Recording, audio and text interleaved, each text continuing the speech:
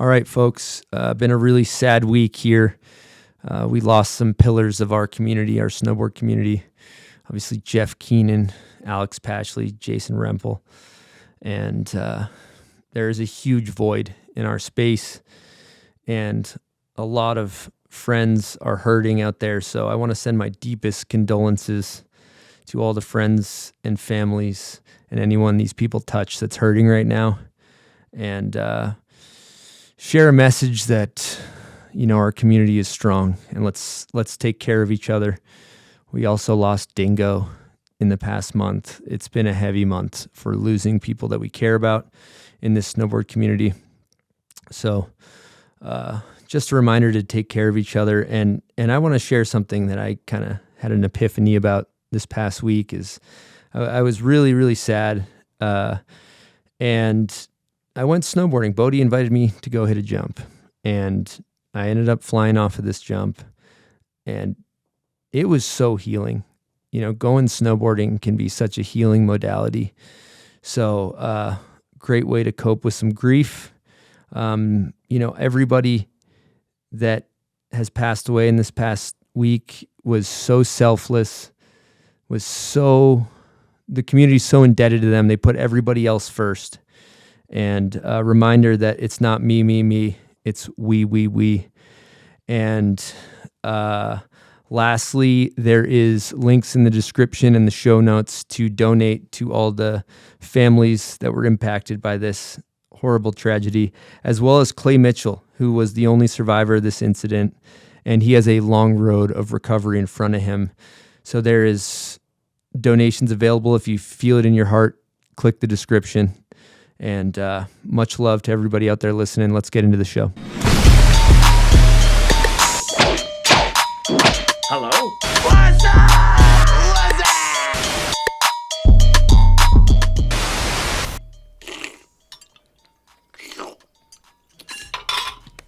Hey, Carl, what's up? All right, folks, welcome to Group Chat episode 20, presented by Run Through a Wall, the best company on planet Earth. Today, we got a great show for you guys. We're going to be calling Stale the winner of the natural selection. We're also going to be answering your Instagram and Patreon questions. We might have some product talk, maybe. I don't know. Jake Kuzyk is also calling in later in the show to talk about their mid-season release, Fruit Fly. Great film if you haven't watched it. And we got Taylor Elliott in studio to my right. What's happening, Tay? Just chilling. What's up, everybody? Happy to be back. We are excited to have you in studio. We got Silk D on production back there. Silk? What up? Happy to be here. Nice. You might see a little USASA medal if you're watching behind Silk's head. Yep, no big deal. We'll maybe get into that later. And we got Charles Beckinsale in studio. What's happening? Not much. Just happy to be back in Utah. Back in the booth. And Benny Pellegrino. How we feeling, brother? What up, bros? Love it. We got a good crew today. We're going to hit the ground running with a heavy topic, and it's one of my favorite questions we've ever gotten. It's an Instagram question. This is from Fun Marcus. It's a two-part question. So he asks, are we still trying to get snowboarding at Alta, Mad River Glen, and Deer Valley? Why do we keep losing our case? I love ski buddies, but will there ever be a snowboard-only resort? Part 2, he asks. And lastly, I just turned 46 and started snowboarding at 35. How do legends like yourselves stay in shape?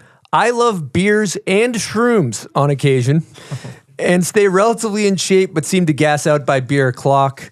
Benny, maybe you could field this one. Well, the answer to the first part, like we always want to start our shows, is fuck Alta. Let's be very clear on that. We don't want them. We don't need them. And Mad River Glen, who gives a fuck? Loon Mountain's close by. There's all kinds of other better places to go. And as far as the beer and the shrooms and the weight, that's a little rough one. Maybe start a little earlier. Try not to stay up so late. Put away the pizza. Yeah.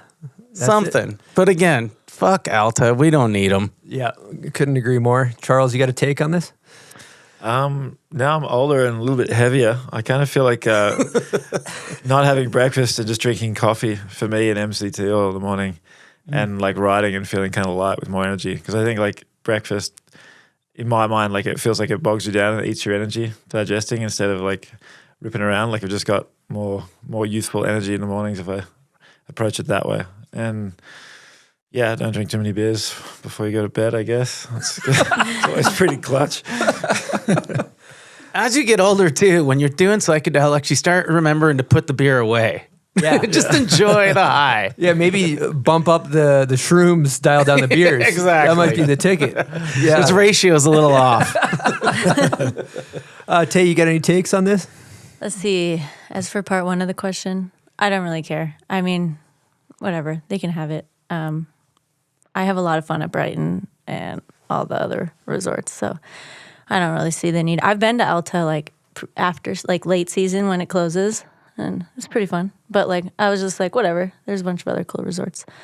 As for health, I don't know. I'm a little bit more forced into like having like a pretty healthy regimen. I got to wake up and like do a routine to be able to snowboard. So, but microdosing, love that. Do that. Less beers probably, but I don't drink, so there you go. There's my take. I feel like Brilliant. Substituting beers for like, tequila sodas or something like that is a healthy choice. Not the right one, but like, Healthy choice. slightly better than just like smashing carbs. And I think like stretching heaps is key. Yeah. If I don't stretch, I like feel old and look really old when I'm bored. So like, yeah. So Niels Mindick is the first one I've ever seen change his regimen of alcohol. He went straight vodka one whole summer. He was just like, I can't drink beer, too many carbs, too many calories, just vodka. Dude, Sexton's brother was a pro hockey player. He played for the Anaheim Ducks, his twin brother. And Joe was telling me he went to a party with him and his hockey buddies, and they were all chugging vodka Pedialyte. Whoa. That might be the ticket. That is next level. Wow. The jocks. Yeah. choice of You just like beverage. it's trying to mold the morning and the night into one.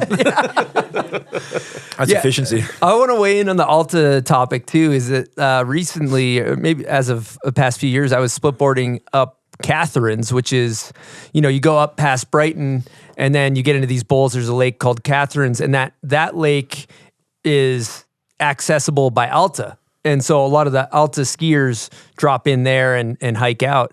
And I was splitboarding up there, and everybody was being rude to me. And I was switching over to my board, and I was, hey, how you doing?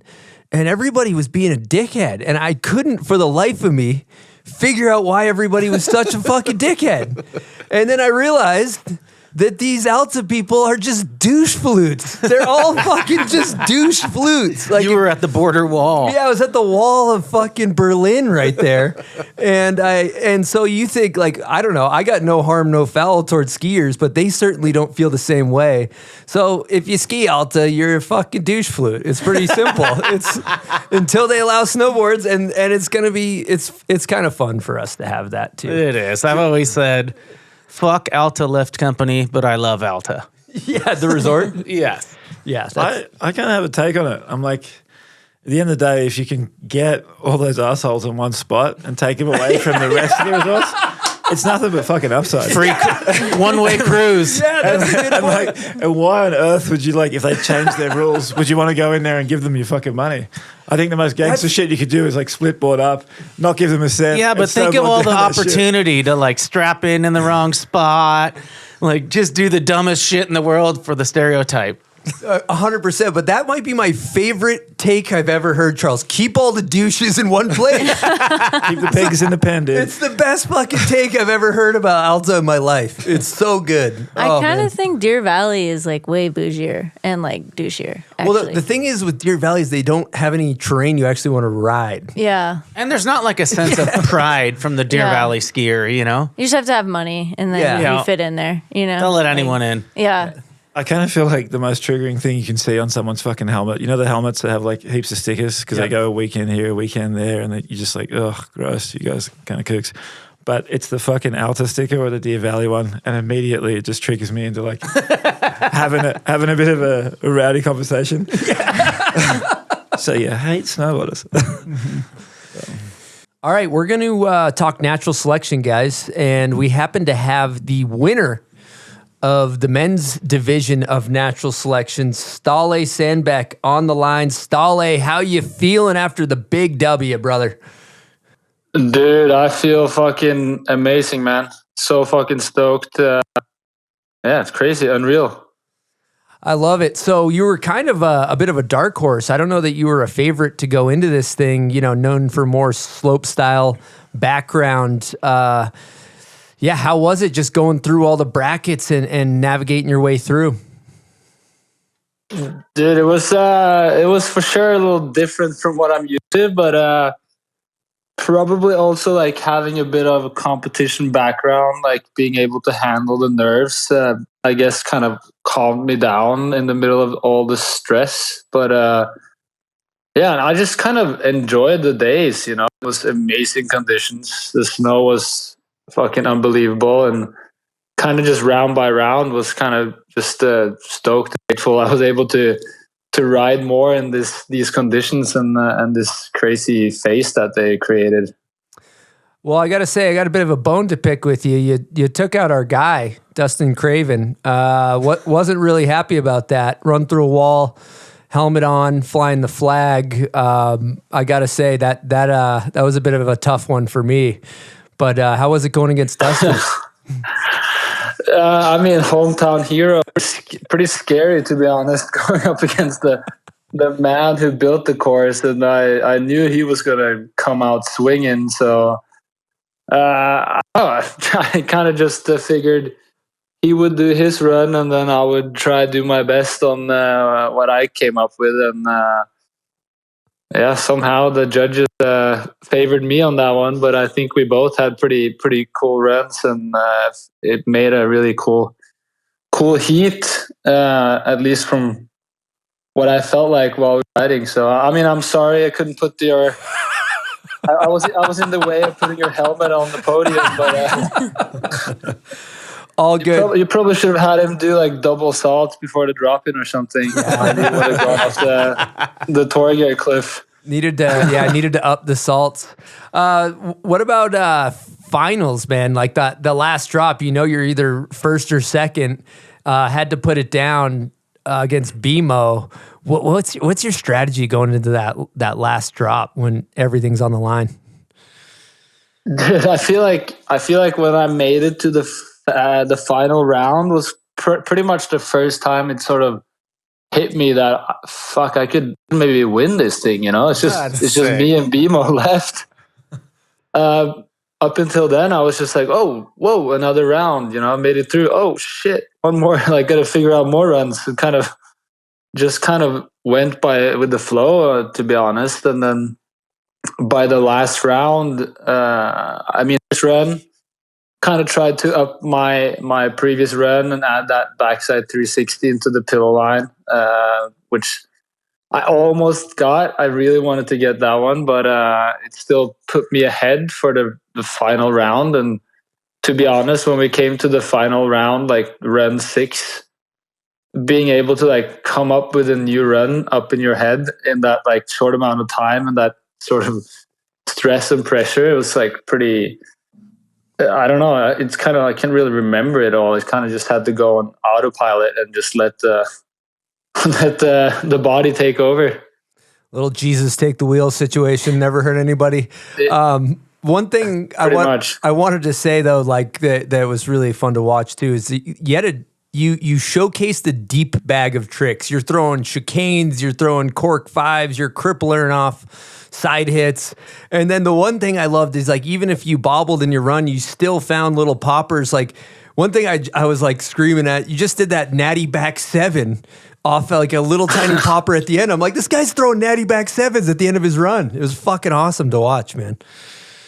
Thank you, man. No, I just had fun with it, to be honest. That last day was such a short time between the qualifiers and like the final day. We only had we only came back from the qualifier day, had dinner, and then we had to look at these photos, pretty much while going to bed. So sort of preparing for the final day was, didn't have too much time. So kind of when we got there was more like we just had to like figure it out as we went, and kind of let it be like half planning, half instinct boarding, and then I just tried to find all the hits I could find and try to look for landings that was sort of pleasing to land into, not just creating bomb holes.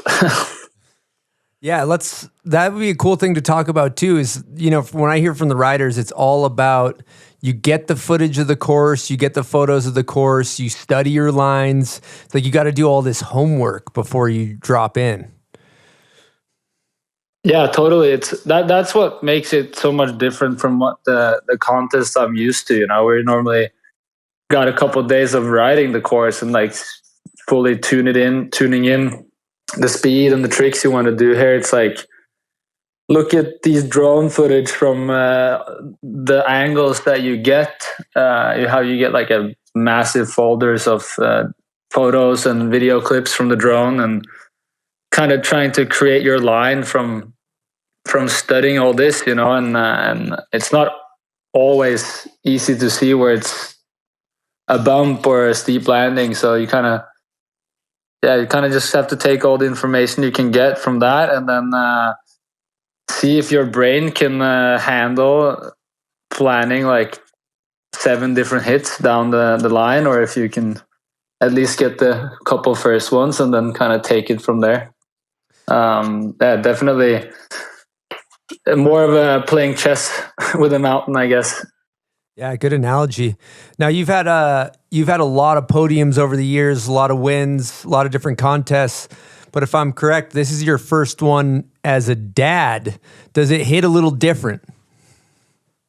Dude, for sure. This was of all the contests I've done well in, like for sure the most emotional one. Like I was kind of speechless for a while there, and I think it for sure has a lot to do with being a dad now, and like actually like doing this while my kid is alive and like he could watch it, and also like it was kind of like a little break, you know, between competing. So it kind of hit me hard, and it's something I'm really fucking proud of. And you're as a fresh new dad, you probably can understand too. Oh, a little let's go dad moment, you know, like kind of putting the little guy on your back, you know? Oh yeah. So you're there in person too. You saw all the crazy shit happening. For you being there riding the course, what were some of the standout moments from some of the other riders that in person you were like, holy shit? Dude, I feel like honestly, like throughout the whole event, people were throwing down like I'd never seen before, you know?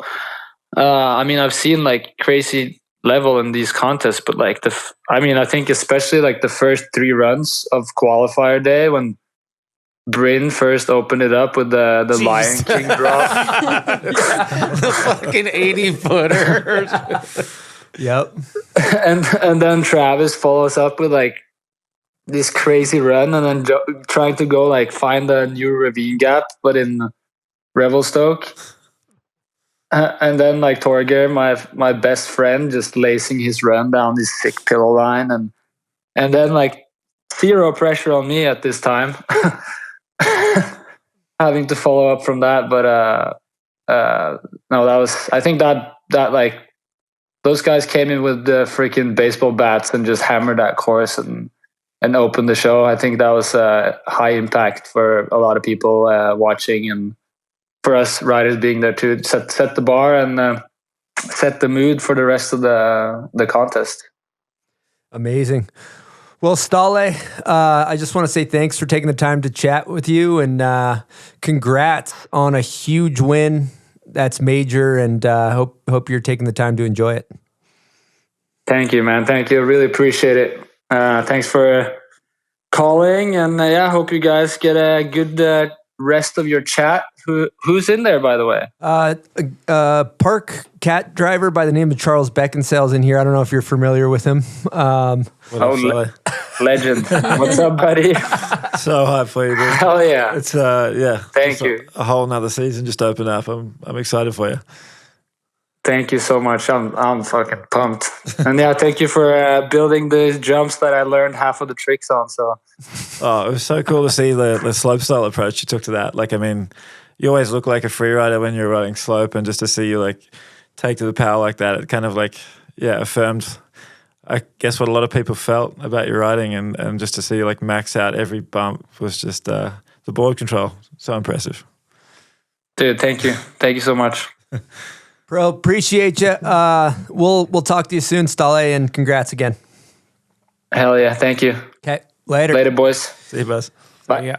Yeah, huge win for Stale. Fucking insane. His runs were just so well they're like fucking choreography.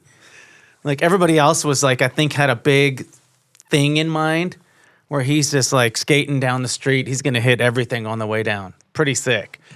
I just wanted to know, what board did he ride? Because he has 3 pro models. And the big question for me was like, was he on phase bindings?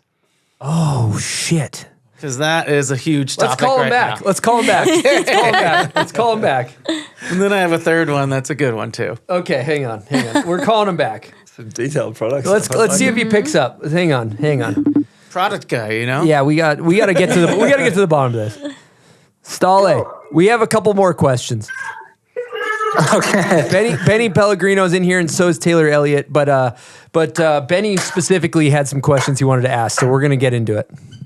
First of all, Okay, sure. Congrats, man. Your runs were really fucking cool to watch. Like, you could tell that you thought about it a lot. And I was just telling these guys, like, it was like you had a choreographed run down the mountain. Like, everything had its place and its purpose, and it looked really good put all together. But first of all, what board did you ride? Which one of your pro models were you on? Thank you. I was on the cruiser, Sick. my Rome cruiser board. Yep, that one's a So, good one. yeah. Every time I see it, it looks like Kinda it's something I want to rip. Follow-up question. Hell yeah. Is it specie or is it a production board? It's a production with we're kind of working on like tweaking it a little bit, but it's pretty much production, but slight taper Awesome. that we're trying to push. I'm trying to make it grow, you know? Yeah, it seems like a lot of boards out there right now are lessening the taper and more going on shape for riding POW. Yeah. Okay, second. Go ahead. Sorry. No. We tried to like figure out the right balance, you know, where it works in park as well as in powder, you know. Absolutely, and to land out of frontside 5 off a freaking bird bath into deep POW. Yeah, totally. Secondly, were you on the phase bindings? Yes, that's correct. Damn, phase takes a podium. Oh yeah. Well, that's pretty good. You should get a raise. At least some sort of incentive or something. Okay, and lastly, this is a bomb hole question. You should tell them.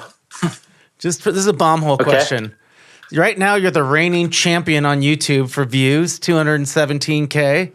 Who do you think can unseat you?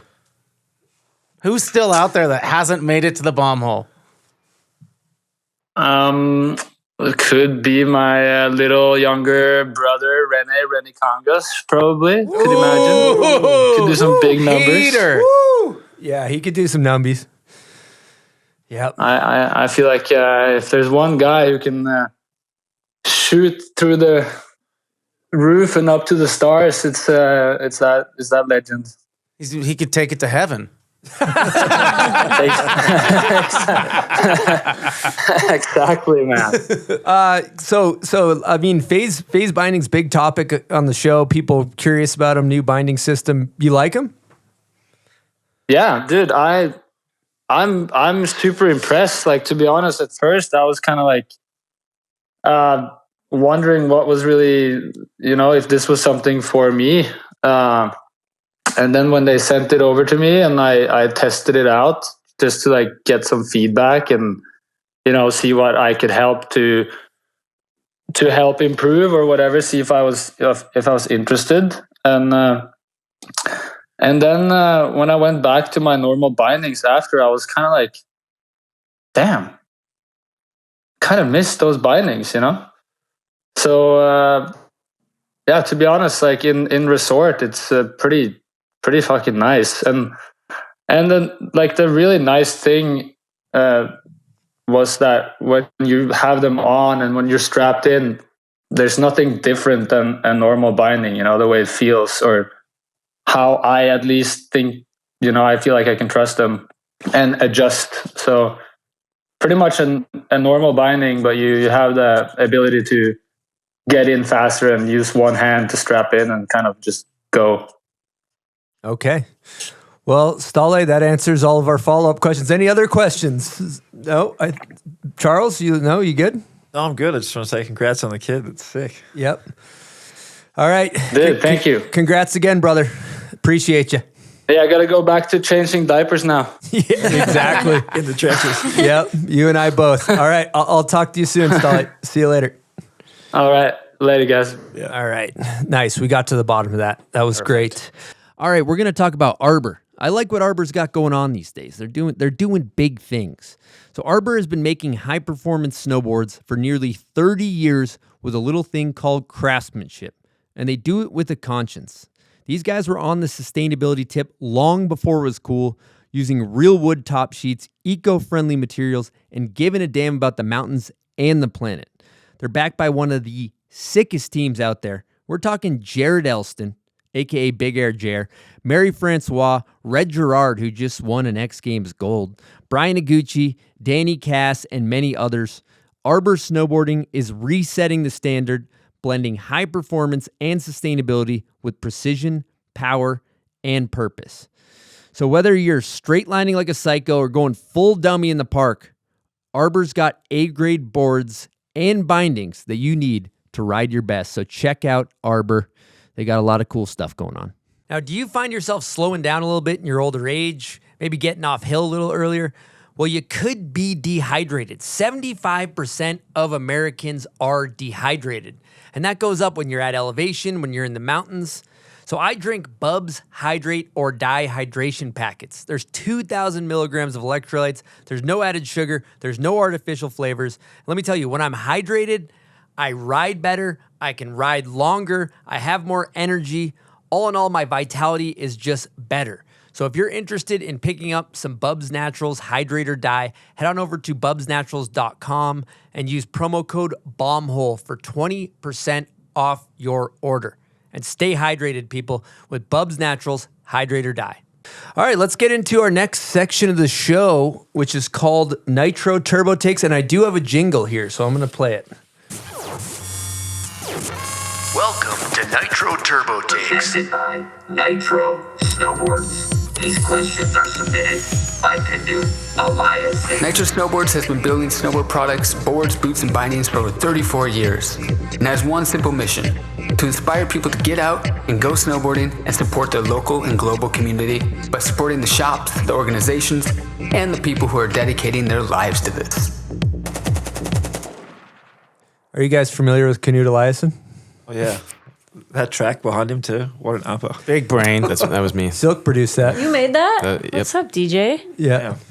No big deal. You see us all start moving? Yep. Check out Silk D on Spotify, too. He's got some Silk Days. He's got some hits. I do. He's got some hits. All right, Nitro Turbo Takes. So these questions are all directed. You'll know if you get asked. You'll know because I'll say your name and I'll make eye contact with you and we'll figure it out. This first one is for everybody. We'll go around the horn. What is your favorite snowboard quote in a snowboard film? Start with Benny. We're starting with Benny. He's got Yep. the fastest answers usually. Yep. For sure. Come on, that one's hilarious. It's so funny when you guys brought it to light because I would remember hearing it because when we were at the shop, we'd have videos playing all day, and every time that would come up, I'd turn around and be like, "What did he just say?" For sure. Personal favorite for me is JP Walker's Mac Attack, dude. Oh, Mac Attack? Yeah. That's a classic. I'm going to go to one that's totally random that I think Steven storied the other day, but it's from the bonus of like After Lame, I believe. And it's Scotty Arnold singing in the back of the van and he's like losing his mind. You can tell these guys are all losing their mind. And he's like, "You say Bobby's wiener is 2 inches long. God, I don't have an answer for this. I'm sorry. I can't think of anything right now. Okay. All good? Yeah. Okay, one quick one. Deluxe. Oh, actually, I got another one. It's in Bozrec when Nate comes through with a carton of cigarettes. They just go, "Who came with the carton? Who came with the carton?" All right, good answers. This one's for Benny. What's your favorite thing about the snowboard community?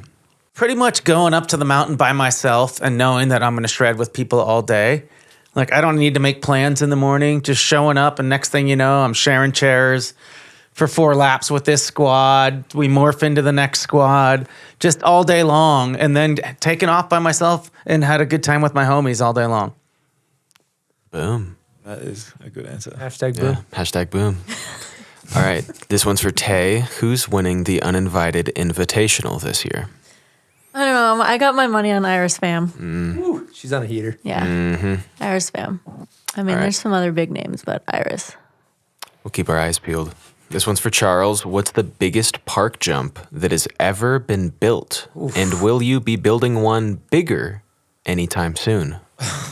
Interesting. I feel like the biggest one, like that everyone kind of talks about, even now, like is Mads Johnson's like Hemsedal one. It was so long, but the jumps are kind of evolved, I guess, and it's not like the long jump anymore. It's more the up and down. So I mean, if they start measuring airtime, I think we're probably going to take it. Like the jump in Mammoth, TJ built for one of the last super parks. I think Sage hit it. It was like 100 feet, but it was just like an up and down. So that might have taken the cake for biggest airtime in my mind, but biggest length still probably Mads Johnson, 160, I think. He went on a 130-foot jump. So What's the biggest hip? That's a good question. it's got to be out there with what Mads was doing up there as well. Like he was really swinging for the fences during those years. Like, could be Sebe de Buck. I mean, I think technically that's the record. But like Mads kind of looked like in the photos he was pretty much in that same range without the, Euro measuring systems and all that kind of stuff. Just raw dogging. I'm so glad I'm not like the token big hip guy. It's terrifying. Fucking terrifying. I've seen those go You're going down this horribly thing wrong. with a little takeoff. You're like, oh, I hope everything goes okay. Yep.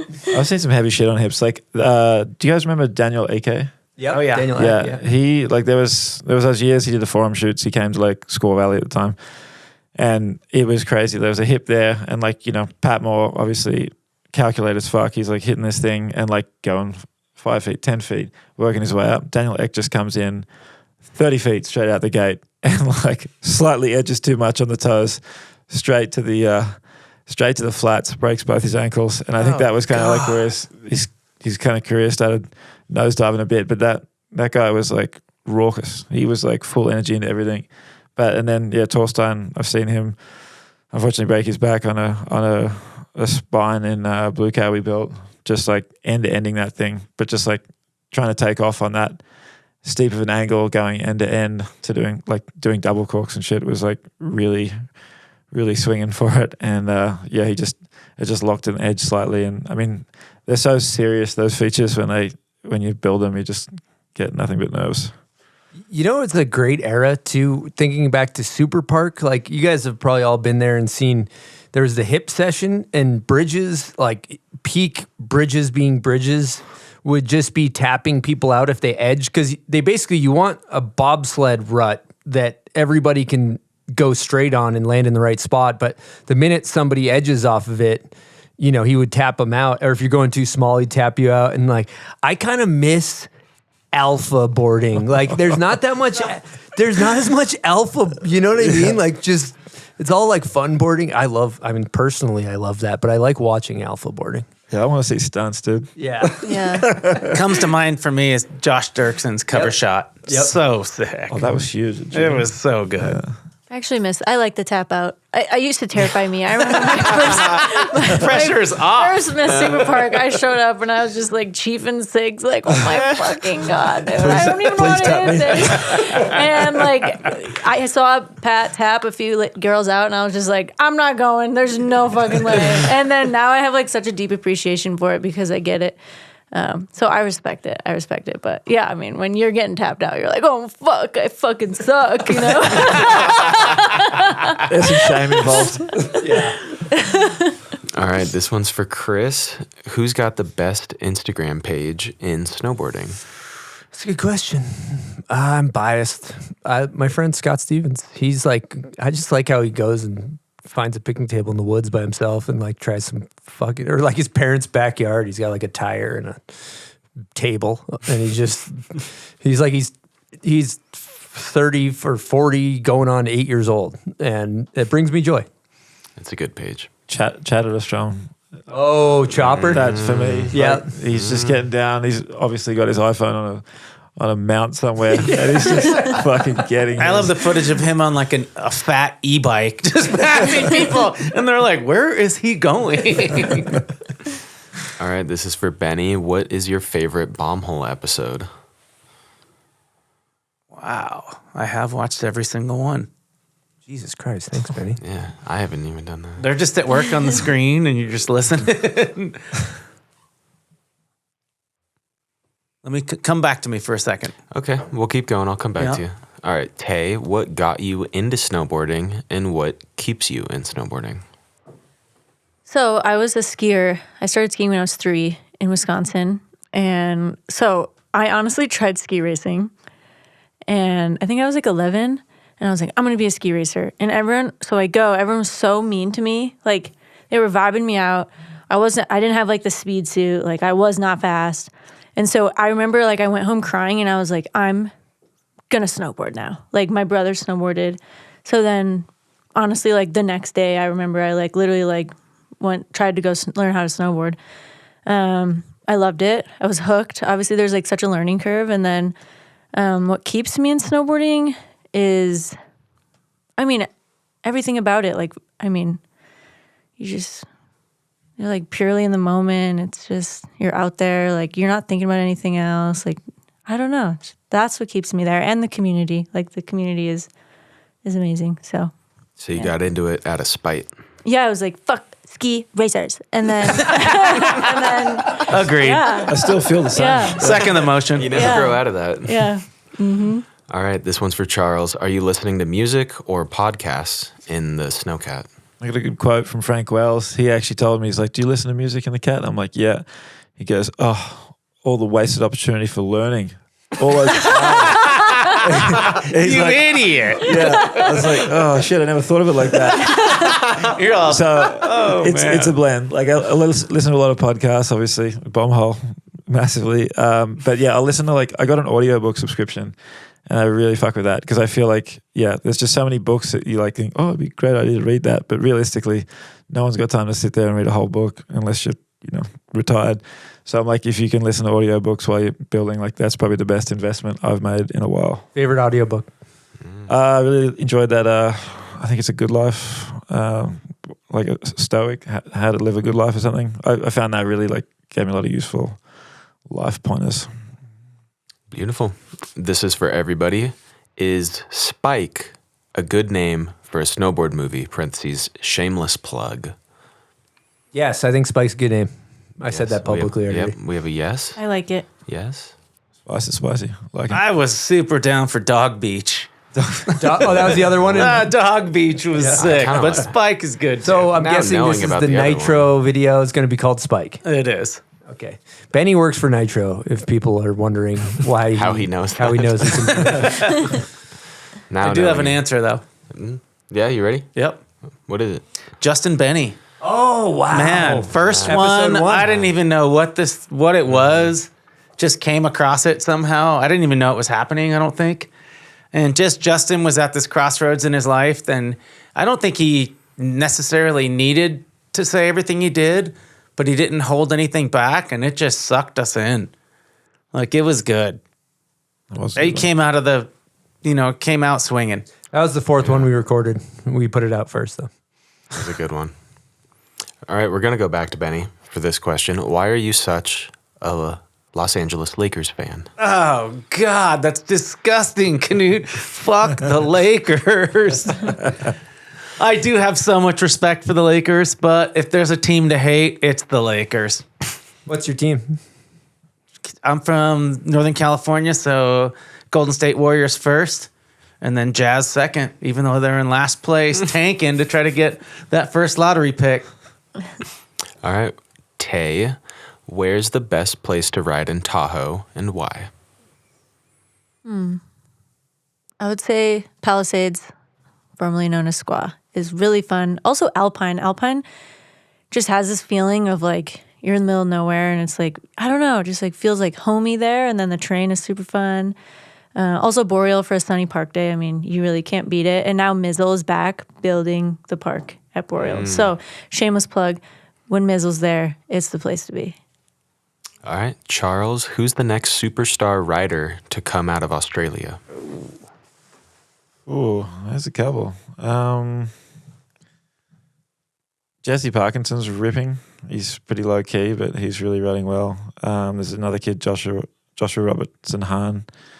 I'm definitely forgetting a couple, but like, yeah, there's some good talent coming up. There's a lot of good rail kids, like too many to mention, but yeah, we don't really have much of a street scene there. I was going to ask, rail kids, no street though, right? No, but like they will fuck up a down rail probably as good or better than like a lot of Utah kids. Like there's a lot of commitment and yeah, rails reign supreme down there.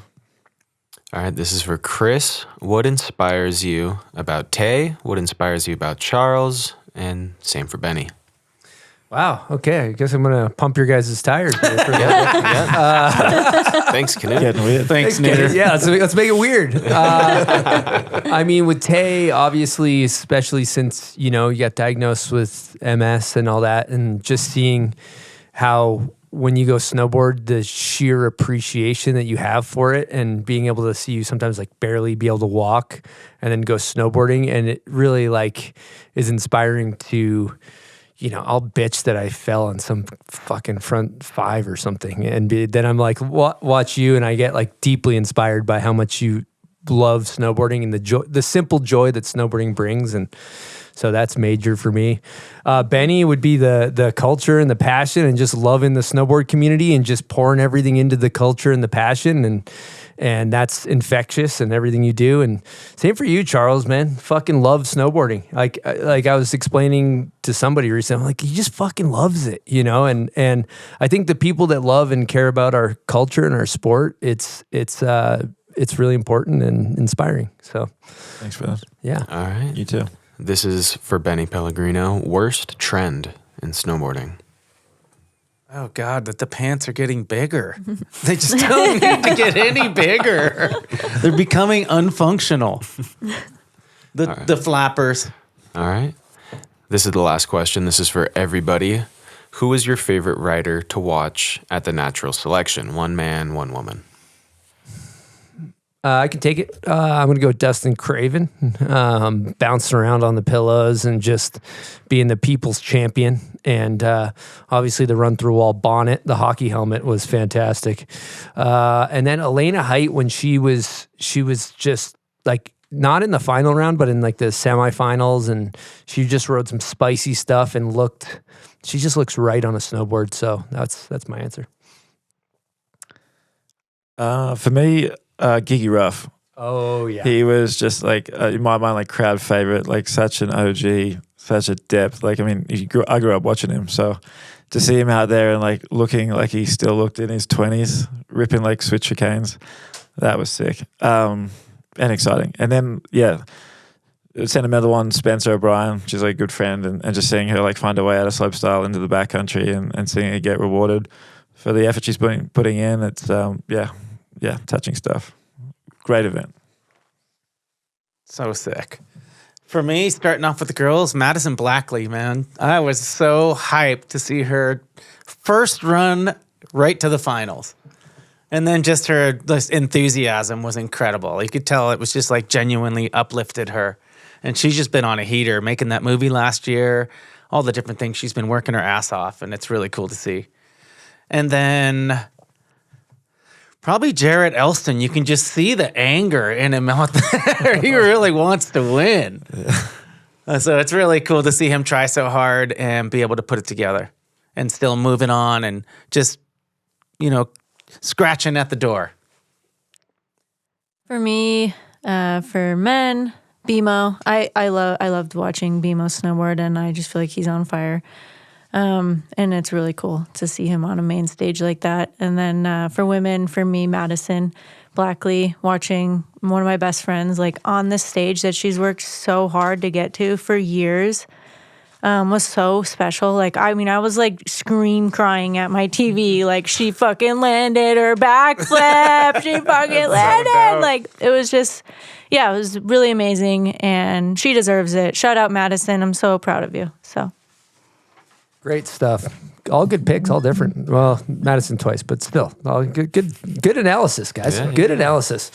I mean, we could talk about natural selection for a second too, because I do think, you know, last year's, I felt like one giant commercial. I remember being like, God, yes. somebody hit me in the head with a shovel. This thing is long. It was an 8 hour. It was 8 hours.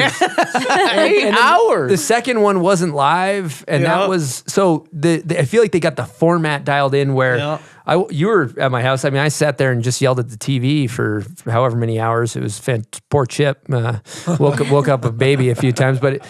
It's just like, it's exciting. The venue's amazing. And if you think about it, like sometimes you watch half pipe contests and there's some star power there or other contests, but you know, for me, the nostalgia strings, the star power of seeing Gigi Ruff and Travis Rice and Elena and all these people in videos that aren't competing, you know, there's something about it that it's really fun to watch right now. It was really cool to see how many rookies were there this year. Mm-hmm. True. Like, they just brought in like a whole new dimension and like kept people on their toes. BMO is about to go on a run. Oh, man. His high-speed double to the fucking 80-mile-an-hour frontside 3 was insane. I don't understand like, how... Insane. I didn't even know how he saw it. I just can't believe, like, you think of that, like, whole category of, like, riding. It's like a seasoned veterans kind of field to be in. Like, it's all the slopestyle kids' age or the video park guys' age, and they end up in there because it's, like, a lot of terrain reading and experience. And just to see BMO in his early 20s from Colorado, I just couldn't figure it out. yeah. Homie's been cutting his teeth at Brighton now. He's been putting out he doesn't edits fall. for the last 3 years that have just rocked everybody. He doesn't fall. It's like my favorite event in snowboarding. It feels like the Super Bowl for me. Like, and this year especially, I felt like everyone was just on. And obviously, like, for the women, like, to see what Robin did with R&D, and then you have 3 women that competed in R&D who are on this main stage. I mean, it just goes to show, like, women's snowboarding is in such a good place. And then Elena, like, I'm such a fucking fan. Elena, you're God to me. Like, seriously, like when she chucked the 7 and that crazy fucking line she did in qualies to make it, like, that was fucking insane. Spencer O'Brien, mind blown. Like, really, like, she does so well under pressure. Like, I mean, it was like every time, like, it was like, okay, this is my last chance. Like, she would just nail it. And then to see her go on and take the title, it was really special, the whole thing. I loved it. Yeah, like Elena's line from day one was like probably God. run of the whole event. Oh my God, Yes, it's insane. that was spicy. Yeah. And just the amount of runs that were just put down. Like, I swear in years past, there was just a whole lot more bobbling and like billy goating. Pretty much everybody had their top to bottom figured out. I think the cool thing is like, I feel like with that natural selection, like you've familiarized yourself with the riders through all the years of like events and stuff beforehand. So like you kind of have more rapport with your guy. So I feel like there's more buy-in for the spectator too, which I think is rad. Yeah, star power. It's hard sometimes when you watch a slopestyle event and there's, you know, like 17-year-old kids you've never heard of chucking. It's hard, you know, you just don't know anything about them. And some of the matchups there, like Nils against Gigi was insane. Nils is so technical. I mean, I think he might be my favorite snowboarder. His like, runs watching were him crazy. is crazy. Torgear against Jared, just also insane. That the one thing that got me on the Gigi one is when he like went down those pillows. Well, first of all, the half cab on, and then he back 180s, and he kind of like got disheveled. He bobbles and onto the still, cornice. and still like pulls it off. It's just like pure Gigi in the moment freestyling. And then he did some like pillow line and then back 180'd off a downhill finger. Yeah. And somehow landed. Like, you could give me a fucking 100 tries at that. I'm butt checking every single one of them. You know what I mean? Just catching your tail.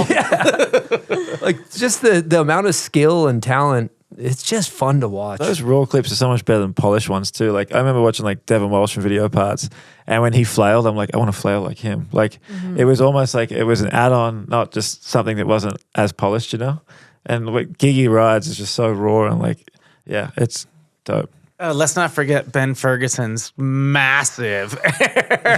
You're like, what's he gonna do? Triple? No, he's going over the whole thing. Yeah, just like 80 feet, just frontside grab for like 3 seconds. Straight up into the parking lot. Yeah. So one thing I think we could change gears, Tay, and talk about the evolution of your riding with MS and stuff. And it seemed like not too long ago, just you going down the hill was like a miracle. And then this year, last year UnInvited, you hand planted the fence, and this year you're out jibbing boxes. Where are we at with snowboarding these days? I mean, I feel like I'm getting stronger. My endurance, like I think the biggest thing I'm working on right now is like endurance. Like I don't have that much time still, but it is more like I think it's easier for me to be like, oh, I'm not improving that much. But now I'm kind of like, I'm going out there and I'm like trying tricks again. And there's like some tricks my body, like I have to like relearn things. But it's been really fun. Like I feel like anytime I do anything, I'm like, oh my God, like I just washed out on a front one same way. I was so sick. Like I couldn't believe, like it's like, I don't know, like, or hitting jumps, like, yeah, I don't know. It's, I feel like I'm getting stronger and, it's in there. It's, yeah, I mean, it's a beautiful thing. If I'm being honest, like going into this winter, I was like, I'm filming a part. I don't care. We're going in. And then my body was like, shut the fuck up. Like, chill out. You're good. Like, but, I'm super stoked, like so grateful just to get any time. I had a POW day, my first POW day.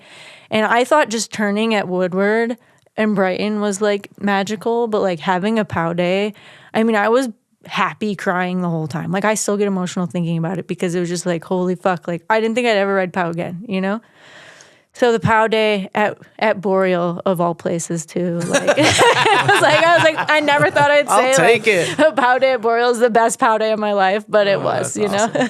5 turns. So your body usually only allows you for 1 or 2 runs on how did that work that day? So I would say honestly now I'm up to like I think my max is like 8 at Woodward and I would say 8. Like it's like, but depending on the day, sometimes it's 2.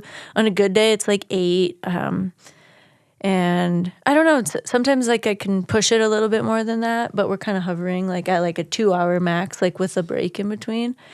But like last winter, it was like, okay, I get 2 runs, so like there is a lot of improvement.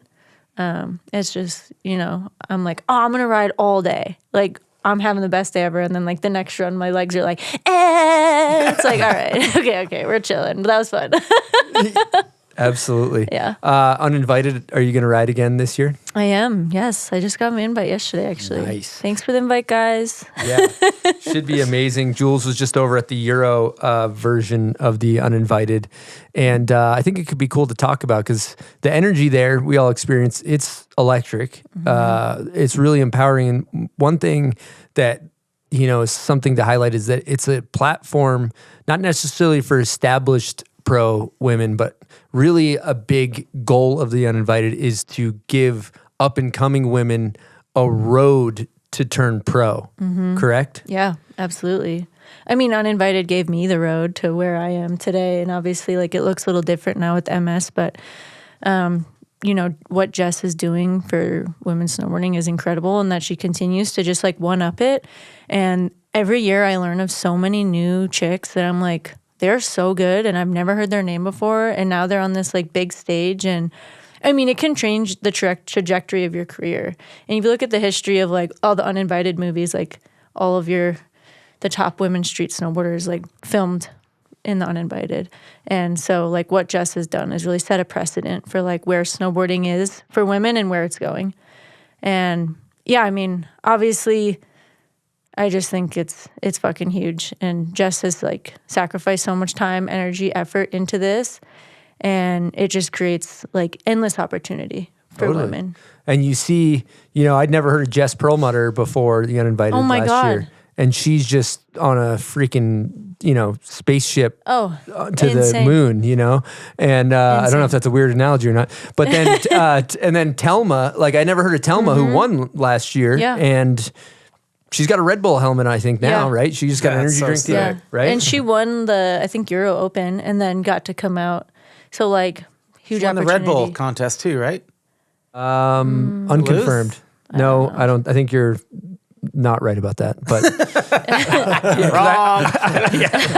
hang on, real quick. Let me just get you. Yeah, that's not right. There it is. But this year, 75 spots, and there's $60,000 cash purse. It's fucking huge. Wow. That's better than probably X Games. It's probably better than like most, Snow major league numbers. Is that more than those are natural Snow League. selection? I mean, It's probably more than natural selection. I don't want to be saying fake news. I don't sorry, know the numbers. fake news. I'm stirring the pot over here. It's pretty cool. We have a bunch of young team riders that like send us videos. Do you think this is good for a wild card video? I'm just about to send it in. Like she's caused such a cool stir amongst Yeah. like the young up and coming girls around the country and the world for Yeah. sure. 100%. So April 10th through 13th at Woodward Park City. If you're listening to this, show up and show some support and freaking holler and bring a cowbell. This is a damn good time. Yeah, absolutely. And Tay's going to be there fucking shit up. I'll be there. I don't know about fucking shit up, but I'll be there. I'll be there. Incredible. You know what I think it's a good time for? Run through a wall trivia. You guys ready? Yeah. I like that Let's idea. get it. The concept, I got to find my jingle here. Hang on. Yeah, well, you're looking for that. Tay and Charles, there's buzzers behind your heads on the shelf. Welcome to on their Run shoulder. Through a Wall There it is, Trivia. there it is. You're going to need those. I don't know if I will. Are they always on? Oh, yeah, they work. You're fired. Chris, I think you have an accessory Oh, that you're right. goes along with this segment. Good call. Yeah. Good call. That's the greatest thing I've ever seen. Put the old run through a wall helmet on for the listeners. A little oversized. Gives you the advantage. Okay. So Looks like a fucking tumor. basically what's the character? I look like Toad from Mario Kart. You do look like Toad. Okay, so how do we do this? So Chris is going to read the questions, and you can buzz at any time while he's reading. But when you buzz, he will stop reading. So you better be confident when you buzz. If you get it right, you get a point. I'll be keeping track. If you get it wrong, you have to do a smelling salt. If you don't buzz, you don't have to do a salt. But I think that's it. I think those are the rules. Yeah, it's good. Yeah. All right, Good here we luck. go. First question. What rider did the first ever frontside triple cork? Charles? Is it Torstein Hogema? That's correct. At the X Games, right? Well, that was in competition. First one in You put it on- competition. It was in Norway. Torstein.net. Yeah. Nice. Vintage. That was where he first put it out. It was one of the first viral videos of all time. Okay, next question. What was Travis Rice's board sponsor before LibTech? Rosignol. That's correct. Okay, what snowboarder once bonked Knut Eliasson's forehead? Luda. That's probably correct. Yeah, Luda at the team gathering in Finland. Did he do that? Yep. Okay, because my one was going to be Eero Etola, but I didn't know Luda also did that. I could be wrong. You have to look into it. Should I do a salt? Maybe you both do one. Just Yeah, to I'll do even one. the I playing didn't. field. I don't know if that happened or not. I Yeah. should have said in follow up that was also a Lego commercial. Yeah, because there was a Lego thing made with it. You know what I'm talking about? Yeah. Yeah, am I giving him a point for that? I don't know. Yeah. I don't know. We can't Nah. confirm He it. seemed confident. No? There's nothing really on the line here anyway, so it's all good. Street cred. But I feel like he's wrong, so we'll keep it going. What Mexican-American rider was named Rockstar of the Year in 2004? He also had a pro model with Nitro snowboards. Mark Frank Montoya. That's correct. One of the best pro models of all time. Yeah. Okay. who was last year's winner of the UnInvited final? Telma. Telma. We literally just gave it away. I'm like, easy. I like her buzzer sound. Stays on the board. What was the name of the snowboard brand founded by a former Sims rider and his cousin who was an engineer in 1989? Morrow Snowboards. That's correct. What's Benny got? Benny and Charles are tied with 2. Okay. All right. Neck and neck. What female rider who is also a mom competed in X Games Real Snow Street? Maria Thompson. That's correct. Ooh, Are we all tied up at 2? All tied up. This is a bomb hole first. All right. What Finnish snowboarder did butter to switchback 900s on? Use the oxygen. That's correct. Charles takes the lead. Things are getting heated. In the half pipe, who coined the name YOLO flip? Charles? Yes, that's iPods. Charles. iPod's correct. Yuri Ipodolovich or something. That would be iPod's acceptable. You know where I'm going. All right. Last question. Name 3 riders on the original M3 team. Blaise Rosenthal, Mike LeBlanc, Chad Ostrom. That's correct. And Charles takes it. The winner! Congratulations, Charles. You were awarded with nothing. You win nothing. You got to figure out a prize for this. A lot of clout. Yeah, well, I mean, there was some talk about Arby's gift card for a little bit. Maybe like I was thinking 15, $20. Trying to cut back on the Arby's intake. I was thinking about something totally unrelated. Yeah. Should we make stickers that say like Alta, keep all the douche flutes in one place? Keep Yeah, probably. Keep the pigs in the pen. I'm just I wondering. think it would be sick just to make the perfect size, like those bar sinisters, the red thing with the X out, and have it just say the bomb hole across, that are the exact Alta size sticker. So you have them, so you're just in the parking lot, you're a whack. And they just start driving around with it for a while. That ain't bad. Okay. Let's talk about Joey's Footbeds by Joey Stanko. He's a snowboarder and a master boot fitter, and he cares about snowboarding, its culture, its community.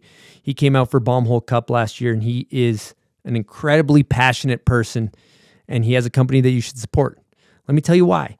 He's backed with over 15 years experience in the field of boot fitting with a daily job of preventing pain in snowboarders and skiers' feet. Also, sidebar, a lot of my friends who are pro snowboarders run these footbeds, including myself, and absolutely love them. So these footbeds feature Netsu 3D technology, providing your feet with arch support, dampening, and comfort, meaning less unwanted pressure in your ankles and knees while locking in your heel.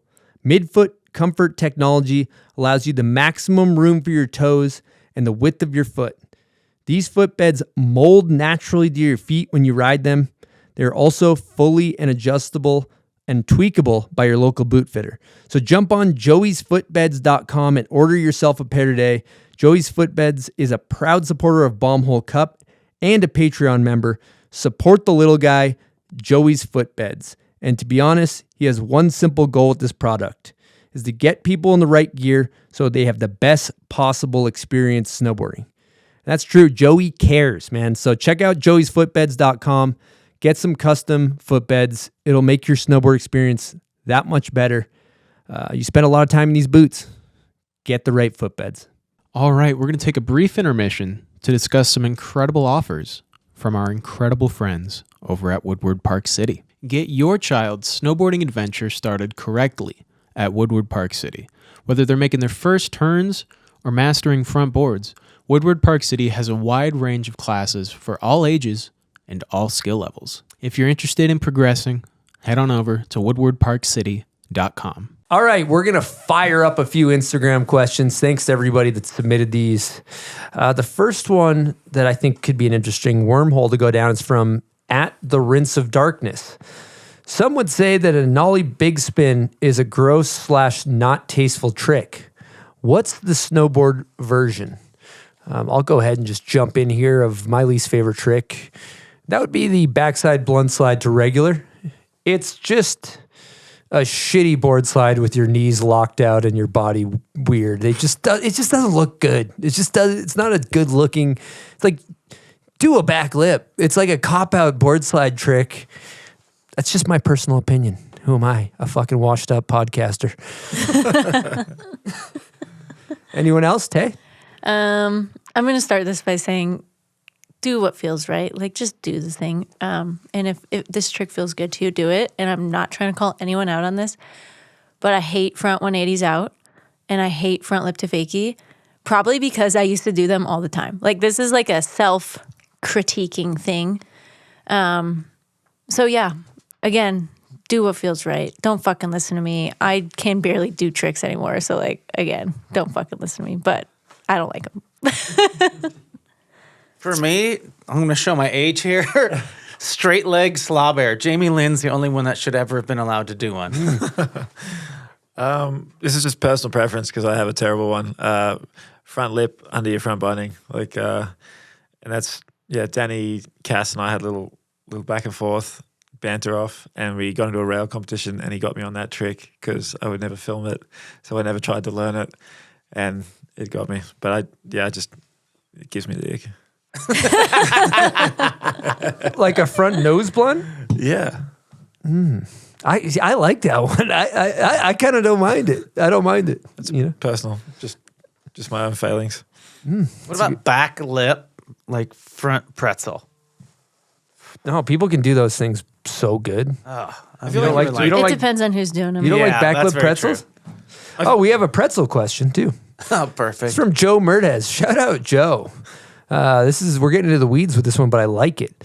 Front board pretzel where your board goes vertical versus keeping it horizontal during the pretzel. I don't give a shit. I mean, it all depends because sometimes people can pivot them around on their nose. And it's everybody's personal style too. Yeah, it just how depends they on do who's it, doing it, right? you know? Like Yeah. if you got the lazy leg, that looks good. Yep. Unfortunately, you got to keep it fully 90 these days because, like, back in the day, we used to be able to 45 our front board pretzels. They're so easy when you don't actually turn them all the way. Good God. Yeah, pretzels on the heels landing is the worst. I just feel like you shouldn't do them if that's how you do them. The Tech 9, like, back in the day. Just landing in a side step. Yeah.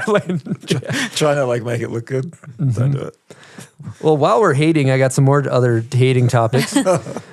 Shane Cash wants to know opinion on the chill hands behind the back turns. Oh, Shane Cash, shout out. He's our warehouse manager. But I hate him personally. I don't understand. It's like you're trying so hard to look chill. Mm-hmm. Yeah, it's a little try hard. Lucas Magoon can do it, though. Yeah, there's very few. Lucas Magoon can do no wrong. Olofsson used to do it when he'd come flying out of some line. Yep. Okay, this is an interesting topic here. This is from Jimmy Williams, National Federations. And I think if you're unfamiliar with what he's talking about, I believe he's talking about countries that assemble a team with a coach. That's like right? Is that a federation? And essentially you ride for the country and you got coaches with iPads and things like that. Charles, you're probably qualified to speak on this. Hot topic. Yeah, I mean, I think they're good and bad. Like, I mean, there's not that many athletes that are really riders. Sorry, they're actually stoked about a lot of the structures, but they are there to support them. I mean, they can't. Like, a lot of it's budget restrictions, so they can't do what everyone feels that they should do a lot of the time. But I mean, they're there to support. You know, like with physio, strength and conditioning. You know, like helping plan the year for the competitions and things like that. They have their place, and you know, a good example of one that does it well is Canada. You know, they supply training opportunities for a lot of the athletes, put their own camps together. You know, like just give them opportunities, and I think that's kind of the right way to go about it. Because sometimes just, you know, throwing money at something and not giving it any support on that side of things is counterproductive. Because I mean, a lot of the time they're just kids and they need a little bit of like advice as well along the way. So I think they have a place in competitive snowboarding, but they are kind of hugely unpopular, I guess, in the core side of things. Sebe de Buck was telling me when he was on where's he from? I want to say the Netherlands, maybe? Yeah. Whatever. I know every country has different budgets, but he was making a lot of money from his country to be on the national team, which is cool. I've heard some stories. Like my brother-in-law was one of them. Like he he was a skier, but he turned down X Games invite to go, and he'd already like got a silver medal there a couple of years ago, to go to like some FIS World Cup where he could obviously like win it. And he got an absurd amount of money from the Australian government just to go there.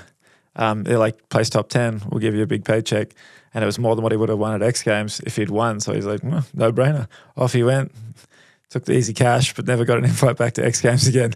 So they're definitely like more geared towards getting their points for the federation, so that people in those federation jobs can kind of keep their, I guess, spots open for the World Cups and things like that. So there's a lot of politics at play, and I feel like there's not many that really get it right, and there's a lot of opinions on where they're going wrong. So, I mean, I'm glad I'm not in those. Do we talk positions. about the opinions on where they're going wrong? Or Benny, do you have any takes? I got takes. I got no problems with it. Like, I think it's just like a different part of snowboarding. You either want to go take your career that way, or you don't, you know?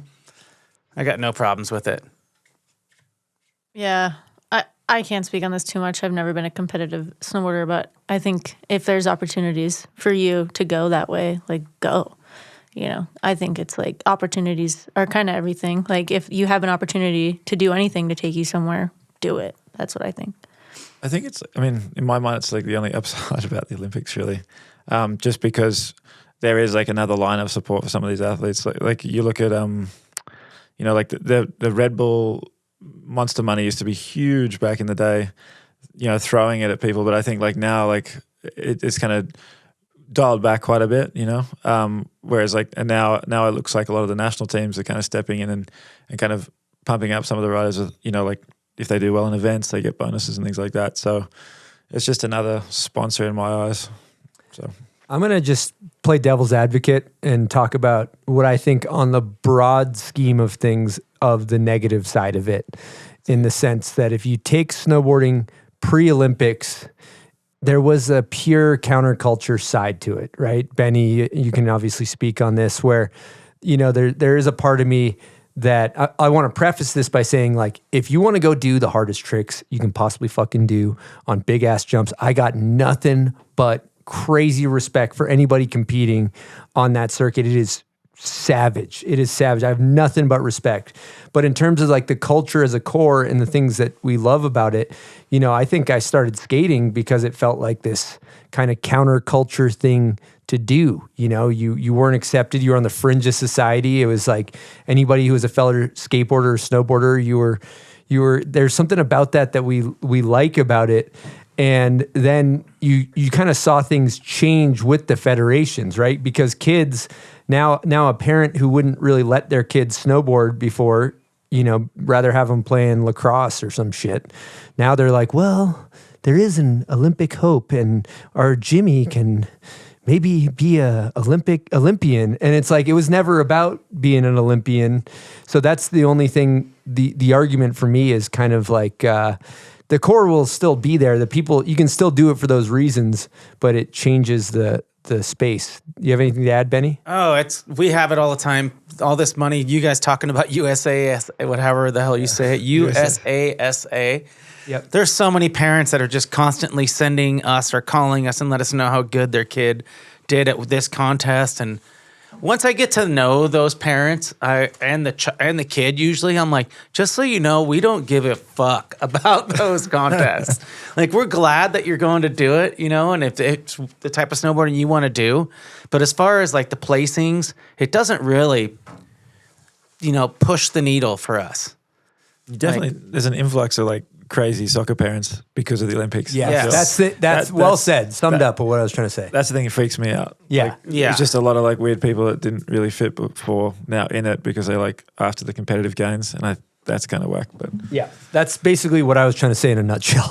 Yeah, you summed it up much better than I could have. Okay, next question. This is from Kyle C. Skyberg. He wants to know, what's everyone's thoughts on multi-year video parts becoming the gold standard? Anyone?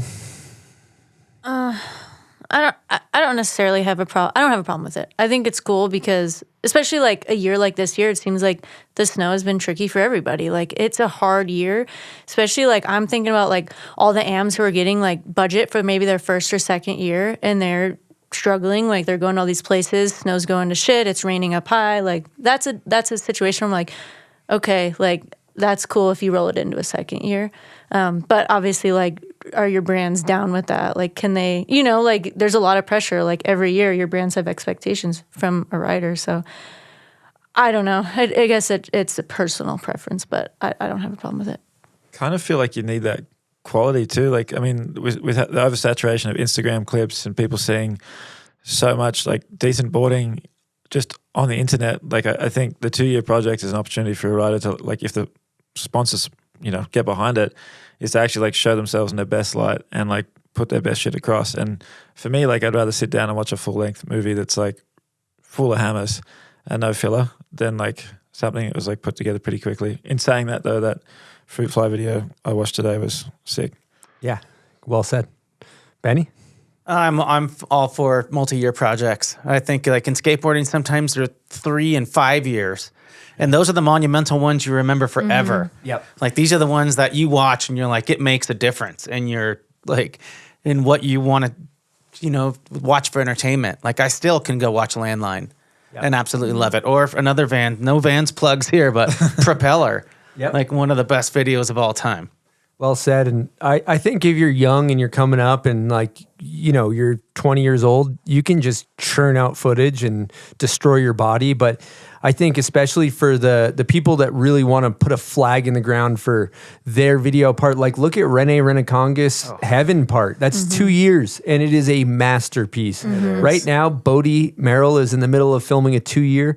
It will be a masterpiece. So these big dog riders that want to go out there and put a flag in the ground for a part to remember, fuck it, 2 years, 3 years.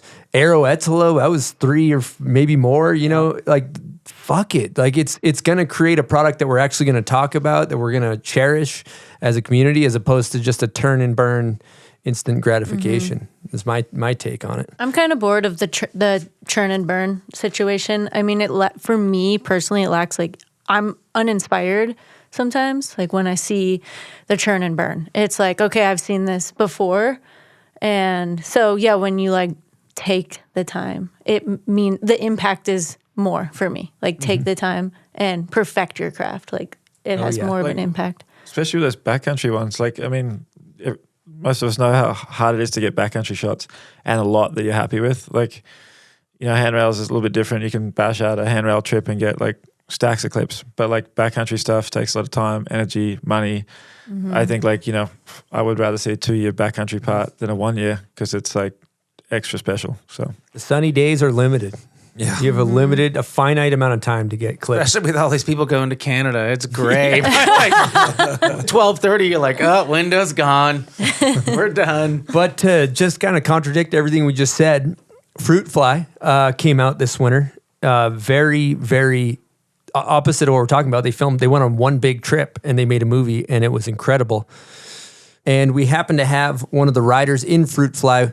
We got Jake Kuzyk on the line. Jake, you there? I'm here. Yeah. Can you guys hear me all good? Oh yeah. Yeah. Let's talk. I got you on speaker. Perfect. Let's talk about Fruit Fly. What was the concept behind it and why the midwinter release?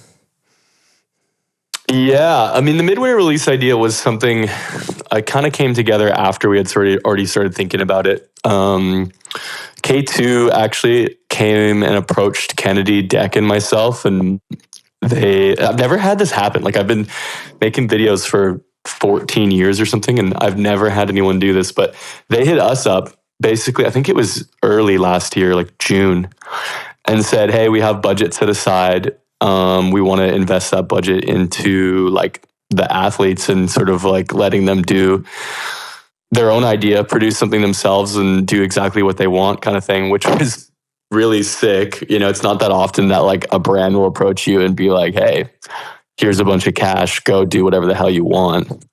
And it was so early already in that year, the season was so far away that it was almost kind of overwhelming. Like normally, you have an idea and then you're sort of like fighting to get support on it. And instead it was kind of the opposite. So we had a lot of time and a lot of freedom to kind of think of what it is we wanted to do.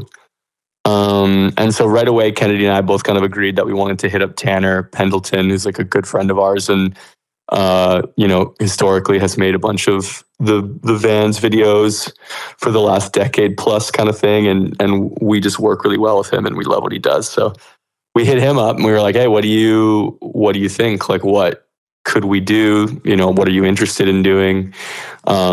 Which was awesome because I think it was nice. Tanner has he's been going to Yale for photography the last 2 years and he had been out of snowboarding for a bit. So it was kind of cool getting him back in just, for the nostalgia of it all, but also just because I think he has like a bit of a removed, fresh take on what could be done.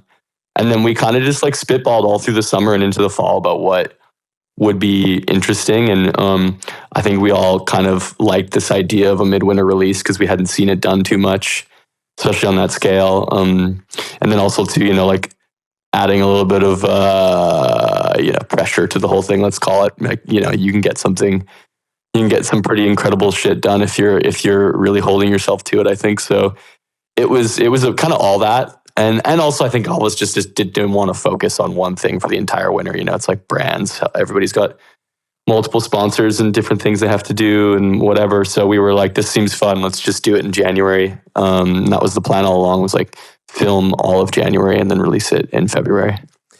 Well, I got to gas you up here, Jake, because I don't know if you guys feel the same way, but there's a time period I call video apocalypse, and it seems like there's a 2 month span where every video comes out, and me as a quote unquote media guy, I feel like I got to watch every single one of these things. And at the beginning they're great, and by the end you're just getting banged over the head like with video after video after video. So when Fruit Fly came out in the middle of the winter and there's nothing else coming out, it was a friggin' gift. And the crew that you guys had, and to see TP, the mastermind behind it, and then I really felt like, obviously Latex Mansion was on fire as he always does, but I felt like can't not be. He can't. He's incapable of not dropping A-grade sledgehammers. Yeah. But I felt like one standout for me was Kennedy Deck. Felt like a bit of a coming of age as far as A-grades in there. Yeah, I don't know. I mean, Kennedy, well, I'm sure y'all saw the North Face video last year. And to me, True. I almost felt like that when I watched Kennedy's footage in Blitz, where I was just thinking, I've rode with Kennedy a lot over the years. So I was like, damn, they really sort of have snapped into something. I mean, I've always been the biggest fan and like I've done my best to sort of like be there for them because I like just love them and I love their snowboarding. But something happened in this last sort of year, I'd say, where I totally agree, Chris, that like they're I think just figuring out exactly what it is they want to do and what they're capable of, and then that is like sort of like brought out some pretty incredible riding. But yeah, it was dope. I mean, it's easy for them too, kind of. Like, I'm sure they'd hate me to say that, but I watch Kennedy snowboard now, and I'm just like, wow, you just got fucking 10 clips in no time, and like they work their ass off, but they're just sort of like know how to do it. They're a pro, like the real deal. So it was yeah, that part of it was really sick, and I'm glad that Ken managed to get so much time in the video because they're a fave. Absolutely. And I think another thing to bring up too is obviously kind of a queer-centric cast in this thing in terms of Kennedy and yourself and Tanner and not everyone else, but you know what I mean? And yeah, totally. I mean, that was a big goal. Like, it was a big choice from the beginning where Tanner was coming in, and I think kind of in his words, he kept saying, well, you can have anybody come here and make a snowboard video, right? Like, there's so many good filmers and filmmakers, let's call it, that like could just come in and make a banging snowboard video. And so, but Tanner, and I think when you're making anything, no matter who you are, I think it's pretty important to like step back and think, okay, what can I offer that other people can't, just to make something feel new and fresh? And so, like, I think the group of us, like, when talking in the summer, all being queer ourselves, we're like, well, let's push that, but in a way that sort of felt, I don't know how to describe it exactly. We wanted to do it in a way where it was like, it was sort of alongside everyone, not just sort of like, we did the scene videos and that was really important. And this sort of felt like something post that was like, let's let's do something that feels like it's just really integrated in with all of our friends, and there's like a genuine sort of connection there. But it's just showing kind of everyone coexisting, let's say, I guess, or whatever you want to put it, like, and having a good time and like getting good filming done and whatever. So that was kind of like how we approached it from the start. And I mean, honestly, we would have loved to have even more queer people in it, and we actually did make an effort to do so, but it's a lot to try and fit in a month. We kind of realized as we were working away at it. And, you know, if you're going to get, especially with queer people, it's like you're going to get folks in who are, let's say, aren't sponsored or maybe don't travel for a living to do this kind of thing. Like, you really want to support them and make sure that they feel comfortable and are having like every opportunity. So in a month to do all that whilst also like satisfying the deadly hammer like cravings of like a bunch of like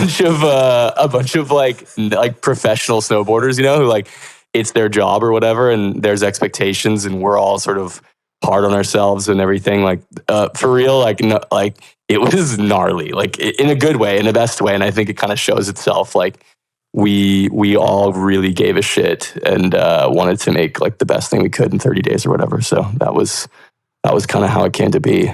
Well, let's talk about that too, because talking to Tanner, he was mentioning that he's like, let's just make a chill snowboard video. And he's like, these guys were on fucking X Games real snow mentality, and they just wanted savage I warned him. I straight up warned him. We had like so we had to call, like we had conversation. Jed and I and everybody had phone calls with him where, you know, we were like, oh, we're on board. You know, it's a short period. Let's just get as much riding in as we can, whether that's big or small. And like, let's get things going where we can all kind of do it. But it's so hard, man. Once you get the ball rolling and, you know what you're capable of, or at least like what you want to push yourself to do, you can't slow down. And then one person, you know, Cole gets like whatever the fuck, he does the craziest thing. And you're just like, shit. Okay, well now I want to get something that like, you know, is exciting to me. And so it's like, it just snowballs so quickly, but what can you do? I don't know. You know, it's like, especially for some of us, I think myself, like I'm 34 now, and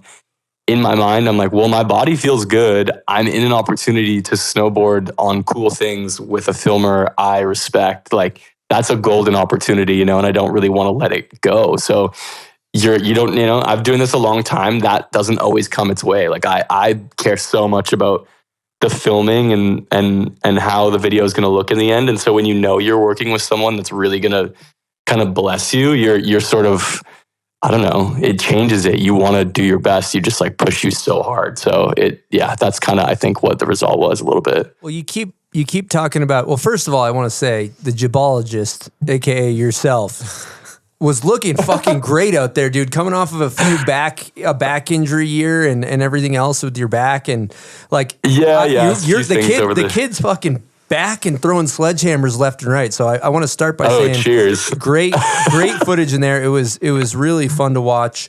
And thanks, buddy. You keep talking about Tanner, but what Tanner was telling me was it was a collaborative process where there was times where he said he hadn't picked up a fisheye in a long time. I mean, you were filming fish and Cole's filming second angle. Cole filmed like a ton of that video. If there's anything with two angles, Cole always had the second angle, and then a lot of the fisheye Cole filmed.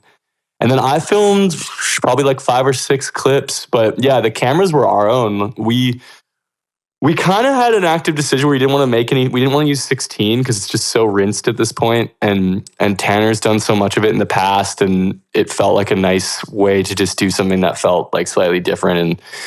And so we're like, okay, no 16, let's just use the cameras we own. Me and Cole both have HPX 170Ps. We're like, okay, let's just use these. We filmed skating with these. They shoot 720, which is basically like filming on a potato at this point, but we were like, whatever, like, you know, we'll do, it's going to look good. So that was pretty fun, honestly. Straight up, that was the first time I've ever actually filmed snowboarding. Like I've filmed a ton of skating over the years, but I've never filmed snowboarding quite in a way where I was, you know, suddenly I'm filming Jed and he's doing an insanely scary hard trick and I'm the only angle. And that was kind of that was kind of pretty exciting, actually. I've never really been in that position. So Not everyone feels that way, I'm sure. But then there was a couple times where he'd land shit and I'd look at the camera and be like, dude, I kind of did it. Like, you look good. And then, I was like, I'm kind of tripping. Like, this is looking nice. So it was really fun in that way. It's kind of, and I mean, anyone who films knows that feeling is like as good as getting a clip yourself, almost, kind of, when you just do it. It's not. Like, it's not quite as good, but it's close. It's let's be honest. Dude, you drop a savage A grade. Filming's it's different. It's almost there. It's different. It's different. Yeah, it's different. You drop that thing in the timeline. You watch it 1,000 times over. You're just like, that feels good. Like, it lands nicely in there. You know. Nice pan. Yeah, exactly. Can we talk about how you guys broke Tanner? Is that possible?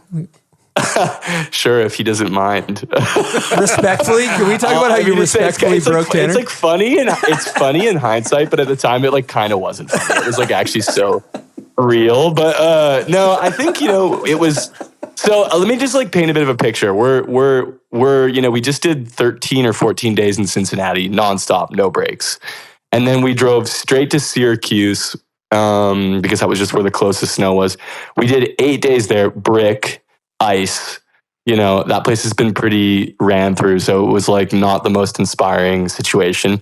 We also, at that point, in an effort to, like I said, get more queer people involved and like women and like just friends in general, we invited like the Senses ladies to come meet us, and then also like a couple other friends, like Devi, who's in the video. And so we had a house full. Like, at this point, we have 2 Airbnbs, 3 cars, and I think 14 people. And we're all kind of working together, and it's just a lot. But Tanner's really committed to like trying to, you know, get more of this stuff in there. So it was really cool. But we did that for a week. And then from there, we all moved to Altoona, Pennsylvania for the last sort of push of the video, which is the middle of fucking nowhere. Like, I don't ever think I'll be there again. And again, it's pretty rough, snow spots, whatever.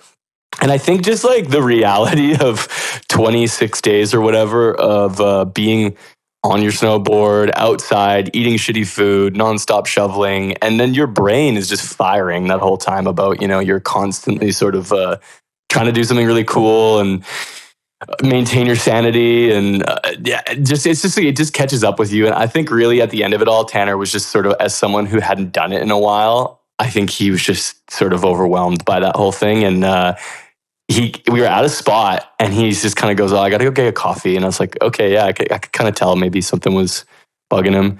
And he came back from coffee, and he honestly kind of like broke down a little bit, and like sharing some tears. And we were sort of like, "Oh, whoa, like this has been a lot for all of us." I think we all kind of had different moments like that throughout the trip, right? And then you kind of have to prop each other up to keep going. But it was, it was rough. And I think he just reached a limit, but it was good. He told us that, which I think is important, because, you know, if you don't be honest in that moment, it could just get worse. So he, that day, like, took an Uber back to the Airbnb, chilled out, decided he had to catch a flight, which was fine. And then we, he went home.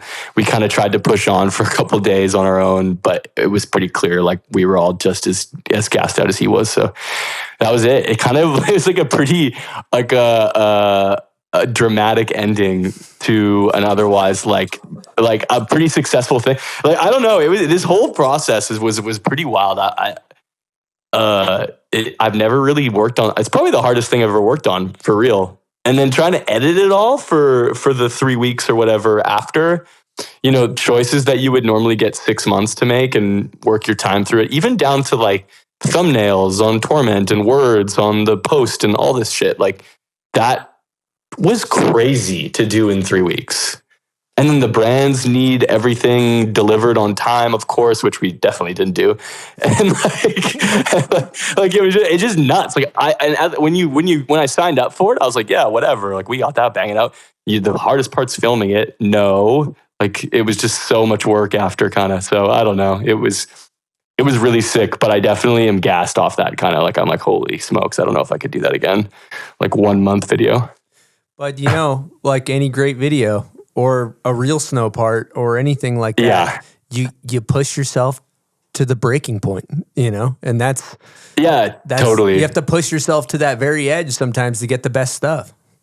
It's true. I think though, and you can maybe relate to this, some of the older snowboarders out there, it's like, I'm, entering mid-30s. I'm like, okay, maybe I need to find healthier ways to engage in this thing that I love and will not stop doing. You know what I mean? Just because it's when you're 20 and you're just firing at both. You're burning the flame at both ends.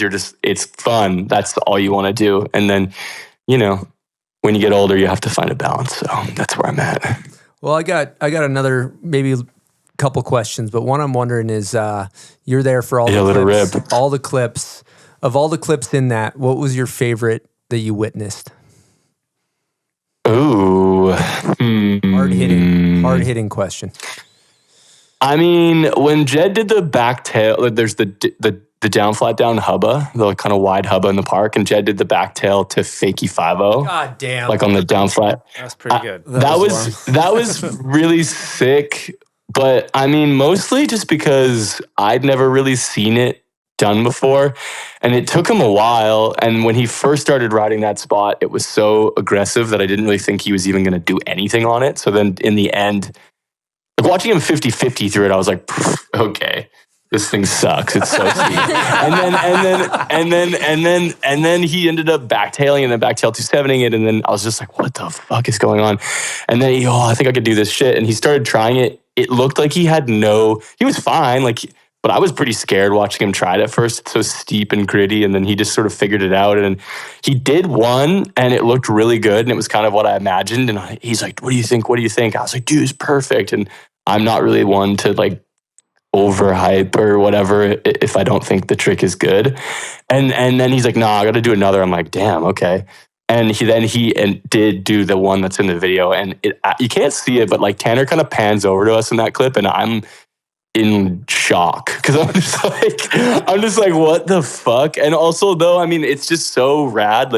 I've known Jed since we were both 17, and I know how amazing he is. But the fact that he can still sort of blow me away, 15 years later or whatever, is fucked. Bro, how can you still get better and do shit that is new for you and maybe for everyone, kind of, it's so sick.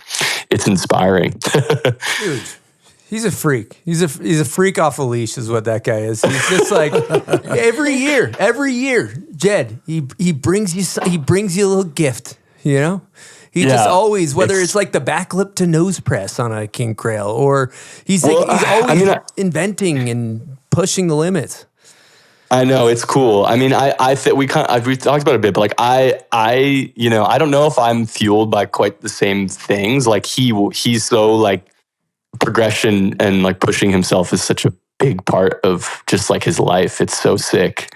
Where I think that sometimes I don't know, could use more of that, right? Everyone. So it's it's really rad to see. Gets me excited. Well, I got to say, Jake, it's a great video. Thank you. Really proud of you guys. Another Cheers. Instant classic. I mean, it means a lot coming from someone like yourself, Chris, obviously, for a bazillion reasons, just having known you for so long, and we've all done so much of this together. So thank you. Appreciate it. We've been doing it for a while now, Yeah.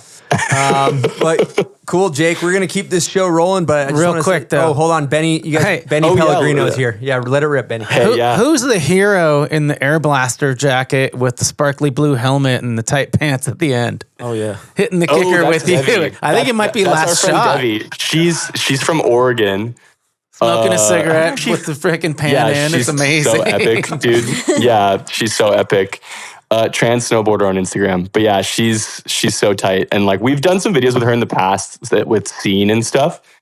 She just rips and is so fun to hang out with. And Tanner and her have a cute relationship. So it was kind of made sense to just all ride together. And she's insane at jumping, actually. So that was a funny one too, because we were kind of with her and we were trying to find spots. She was looking for spots she would like, and we were just really motivated to get clips. And so suddenly she just is in the front and she's like, yo, I could probably hit a jump. And I was like, yo, what? And so I kind of remembered that landing from having seen it before. And then we were kind of parked next to some pallets.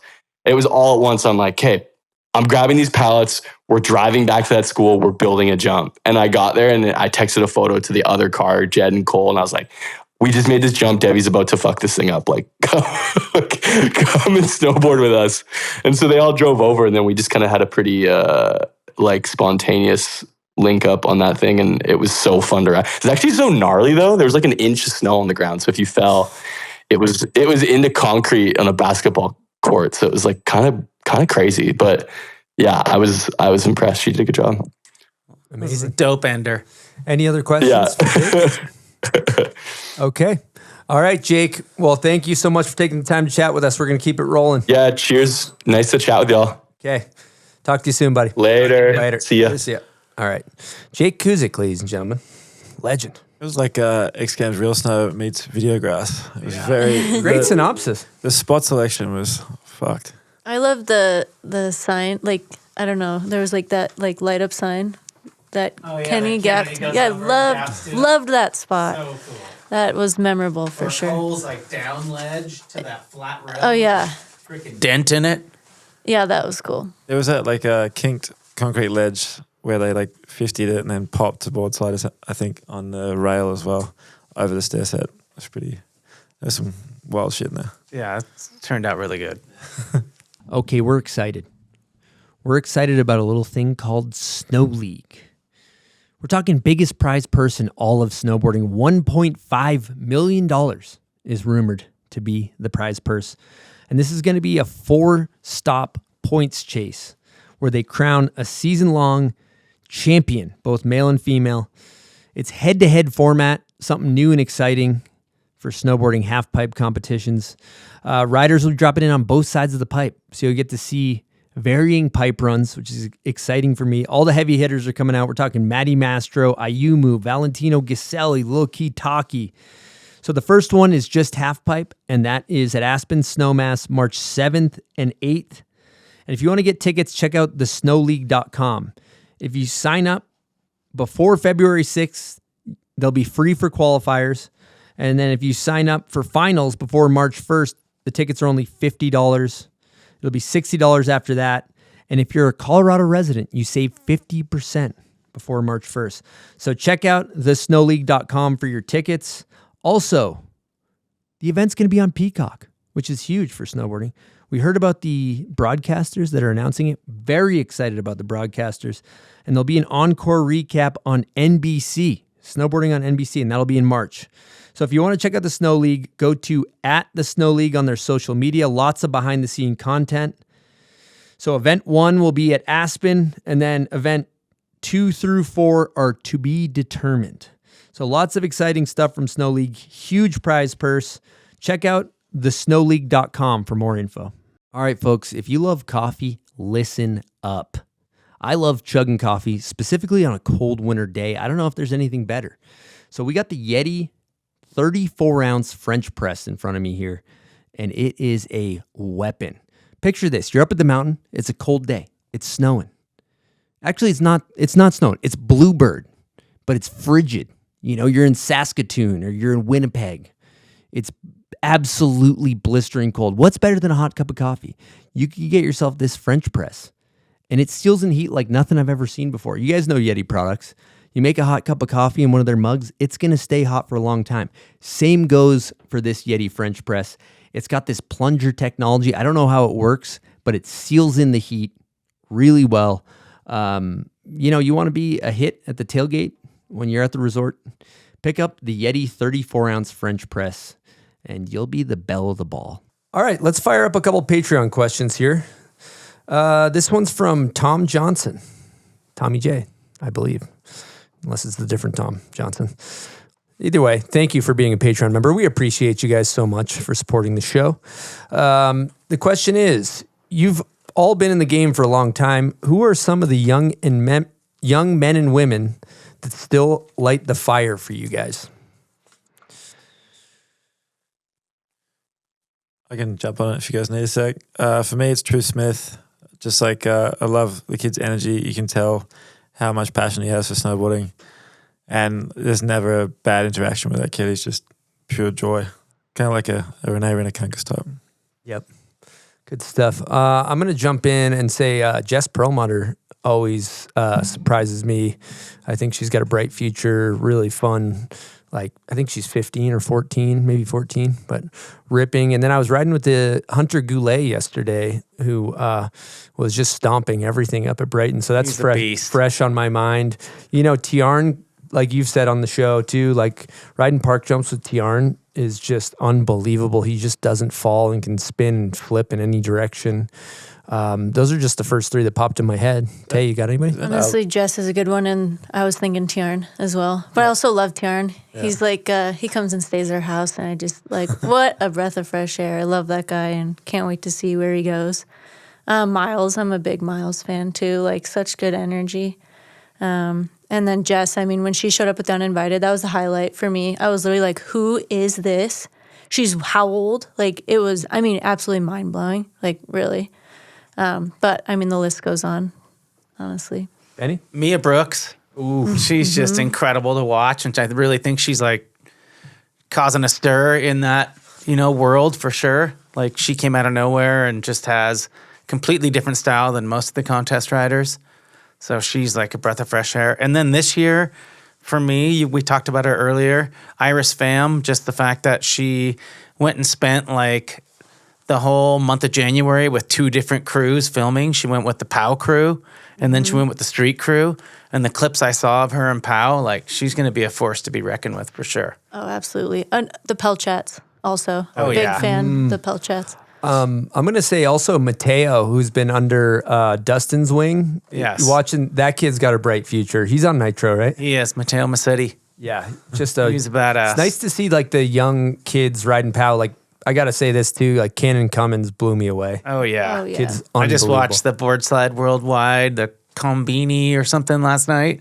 Incredible. Yeah. It's kind of cool. I was talking about it with, I don't remember who, but like it seems like some of the legends, like kids, are like, you know, they're growing up now and taking over, and it's really cool to watch and just like see like the natural progression of like, you know, like you see, you know, their parents doing rad shit years ago, and now their kids are coming up and just like taking names. It's really cool. It's pretty awesome. So that's Ali Goulet's kid. Who's that? No, Hunter, separate, different guy. Yeah, not Ali. Ali does have a kid, but it's not his name's not Hunter. But like the Penseros, the Mannings, the Pelchats, Ellery, Cummins. Yeah, it's incredible. Chomlax. Yeah, the Chomlax. A lot of spawn of greatness coming. There it is. Yeah, good blood. Okay, next question we have. This one maybe you could speak on. I feel like you'd have some good insight into this, Charles. From Patreon, Colin Van Ert wants to know, what is the ideal slope setup, etc., for DIY backyard snowboarding? Yeah, I think like honestly, rope tires are pretty low angle. You don't want like too much pitch for you know, rails and shit like that, depending on what you're going for. But I feel like, yeah, maybe 10 degrees, like somewhere around there is a pretty good angle for rails. I think front valley perisher, you know, on average is 13. Slightly too steep, so I'd say like 10. All right, we got another question for you, Charles. This is from Tyler Lawrence. What's the longest you've ever spent in a cat, and how do you keep yourself awake and sharp during those long nights of building the best jumps in the world? I've had some pretty big shifts for sure. I think like there was one shift I did at Susfay. Obviously wasn't awake the whole time, but we did 70. I think I did 70 hours straight. And I took power naps in the cat, 20 minutes a pop. It was like a storm cycle right before the stomping grounds or in the middle. So there was a lot of pressure to get back up. Jeremy Carpenter reads a lot of books about sleep and how to function. And one thing that we found out was like coffee is not good because it just basically keeps your body awake, but your brain's still dog shit. So you end up making poor decisions. So banana is apparently really good and power naps. But like, yeah, 20-minute power nap, no more. And eating bananas is like, I feel like the keys for that kind of stuff. Damn, pro tip. Yeah, brain food. Yeah. A little bit of sugar, apparently. Potassium is like, you know, an upper for the brain so you can carry on making correct choices. Hey, you got anything to add to that? I feel like you're on your health tip. You know what to eat to keep yourself right. I'm a matcha girl. Like coffee for me, I'm actually drinking coffee now, and I'm over here like kind of like, yeah, I mean, I don't know. Like for me, like I guess I need a lot of vitamins. Like it's like B12. I need vitamin D every day. I need what's it called? Brain brain health. Like, is so lion's important. mane or something? Or? Yeah, I take lion's mane. It's like the blend, and then like fish oil, and matcha. Like matcha for me, like more sustainable energy if I'm tired. But I like sleep a lot more now. Like I'm just like I'll sit down and then like just like I'll just sit down for a sec. Wake up 3 hours later, like wait, what? How did that happen? You know, like I don't know. Like I never used to do that, but the fatigue sometimes there's no way to push through it for me. I'm just fucking taking a nap and it's fine. I'm fatigued half the year. Like I do not sleep enough. but I feel like if you can eat healthy and like just try and get just enough sleep is the key. I take MCT oil too for the brain stuff and retention, but yeah. I also can't sleep too much. Like too much sleep can fuck me up too. Like if I gotta be at a sweet spot. Like okay, 8 to 9 hours. If I hit that 9.5, like I'm fatigued even more all day. You know. I feel like snoozing too. Like don't look at your phone in the morning. Just like get the fuck out of bed and get going when the alarm hits instead of like snoozing for 5 because you don't really gain any sleep. You just end up like waking up drowsy. Pro tip. This next question is from Seth Milano.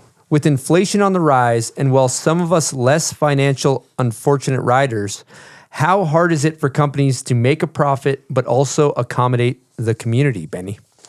That's a good question because this year is one of the first years that, like, as a mandate from headquarters in Germany, is that we're now focusing on when we build products, they're hitting certain price points that we need to hit in the market, as opposed to just building something and then being like, oh, that's what the price is.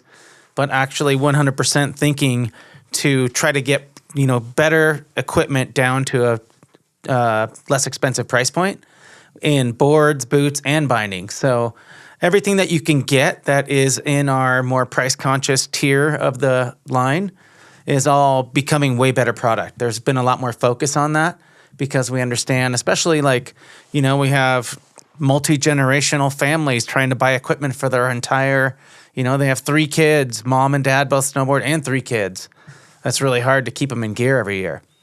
But that is on everybody's mind right now, especially with inflation and tariffs and whatnot. Like the lower just making sure that the lower price point stuff is just as quality as the higher stuff. It's been said on our show too. That's a really good point is that you look at the inflation with everything else in the world, the cost of lift tickets, the cost of cars, the cost of snowmobiles, the cost of everything. And then you look at the cost of a snowboard, it's been relatively flat. It hasn't gone crazy, right? Just recently in the last 4 years, as prices have gone up, but not astronomical. It's more so just making sure everybody just had a little bit of a reset to make sure that the companies are financially solid and making the margins they need. And everyone was very conscious of making sure that it wasn't too high. Okay, we got another question here. This is for everybody from Brandon Lisi. Bank slalom rider tips. Benny, I feel like you're a bank slalom weapon. What do you got for us? For me, just ride the board that you're comfortable with. So everyone just I'm going to ride this board that day. And you're like, you don't ride that board every day. Like you should ride the board that you ride a lot. Wax the shit out of it. And most of all, have the best time. If you're having fun, you're going to do good. Because it'll take the pressure off of, everyone knows how to go left and right. And if you put all this pressure on yourself, you're going to blow it. Good answer, Ben. Charles? I think just waxing your board, tuning your edges. And one thing that stuck with me was smooth is fast, fast is smooth. Don't try and get too rowdy. Don't listen to me. I'm fucking horrible. I got no good advice. I'm dead fucking last every single time. Literally, I try so hard and I'm going to fucking crush it today. And I get dead fucking last. Yeah. It does not matter. I literally got dead fucking last at the bomb hookup last year. Yeah, dead fucking last. Don't listen to me. I know nothing. I don't take him serious at all. If you just have a blast, it's so, you do well. The one at Threadbow's super fun because Scotty James and Val and everyone turn up and you're like, it's just competition for third if that person's on. But it's I've got a couple of boys I just want to beat and everyone else is who wins, Scotty James or Val? Depends on the year. I think Scotty's won a bunch. Those half pipe guys can turn, man. Yeah, you are not beating one of those kids. Yeah.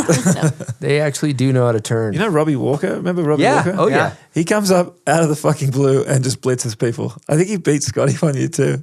It was so funny. He's like, he goes riding a buller and he's a dad, but just every now and then just rocks up.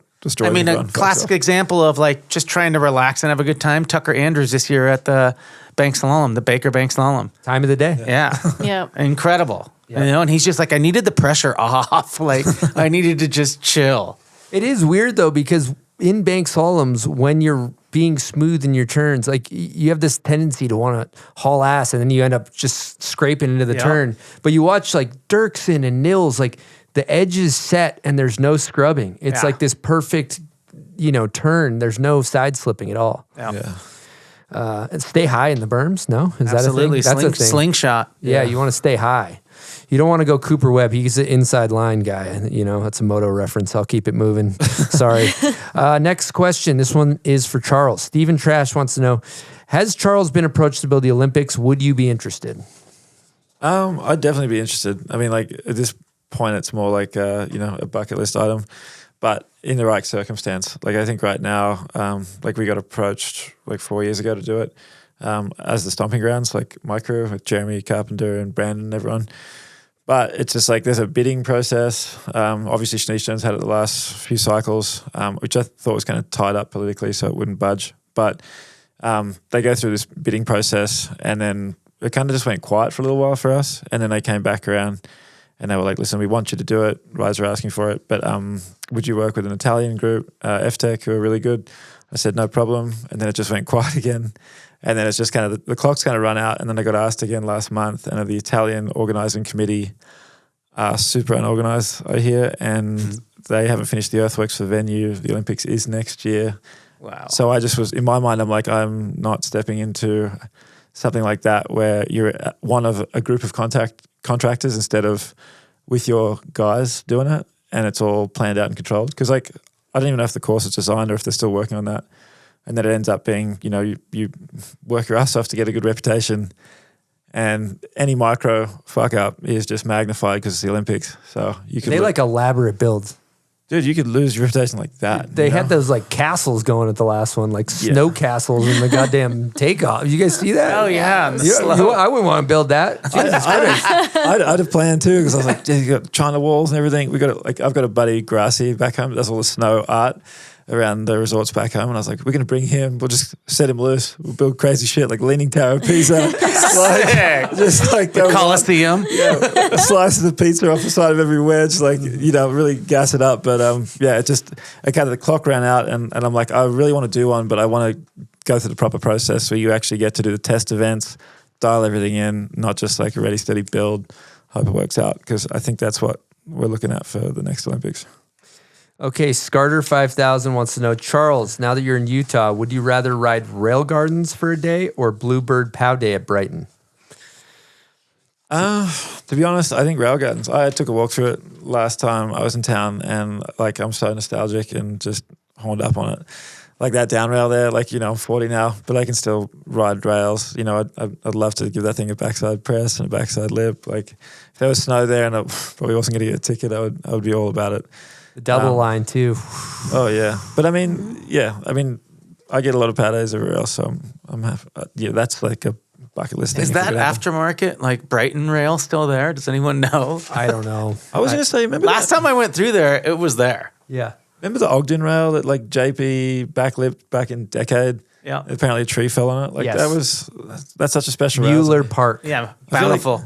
Someone should like petition to build that rail, but like not square bar, like bring it back as a round bar or something, and have an event there. Because like that would be super sick. For my generation, nostalgic. And you got to drop in on a 2x12 off the wall. Absolutely. I used to it was just a little 2x12 going down. Okay, this is from Varman, aka Alex Pashley. This one is for Benny. Thoughts on Breckenridge? Oh God, Breck sucks. Okay, we got another one from Ted Borland. Charles, can you build Tay a nice quarter pipe? Yeah, it's not really my forte, but yeah. You know what you're doing? You know how to do that? Yeah, I can do it.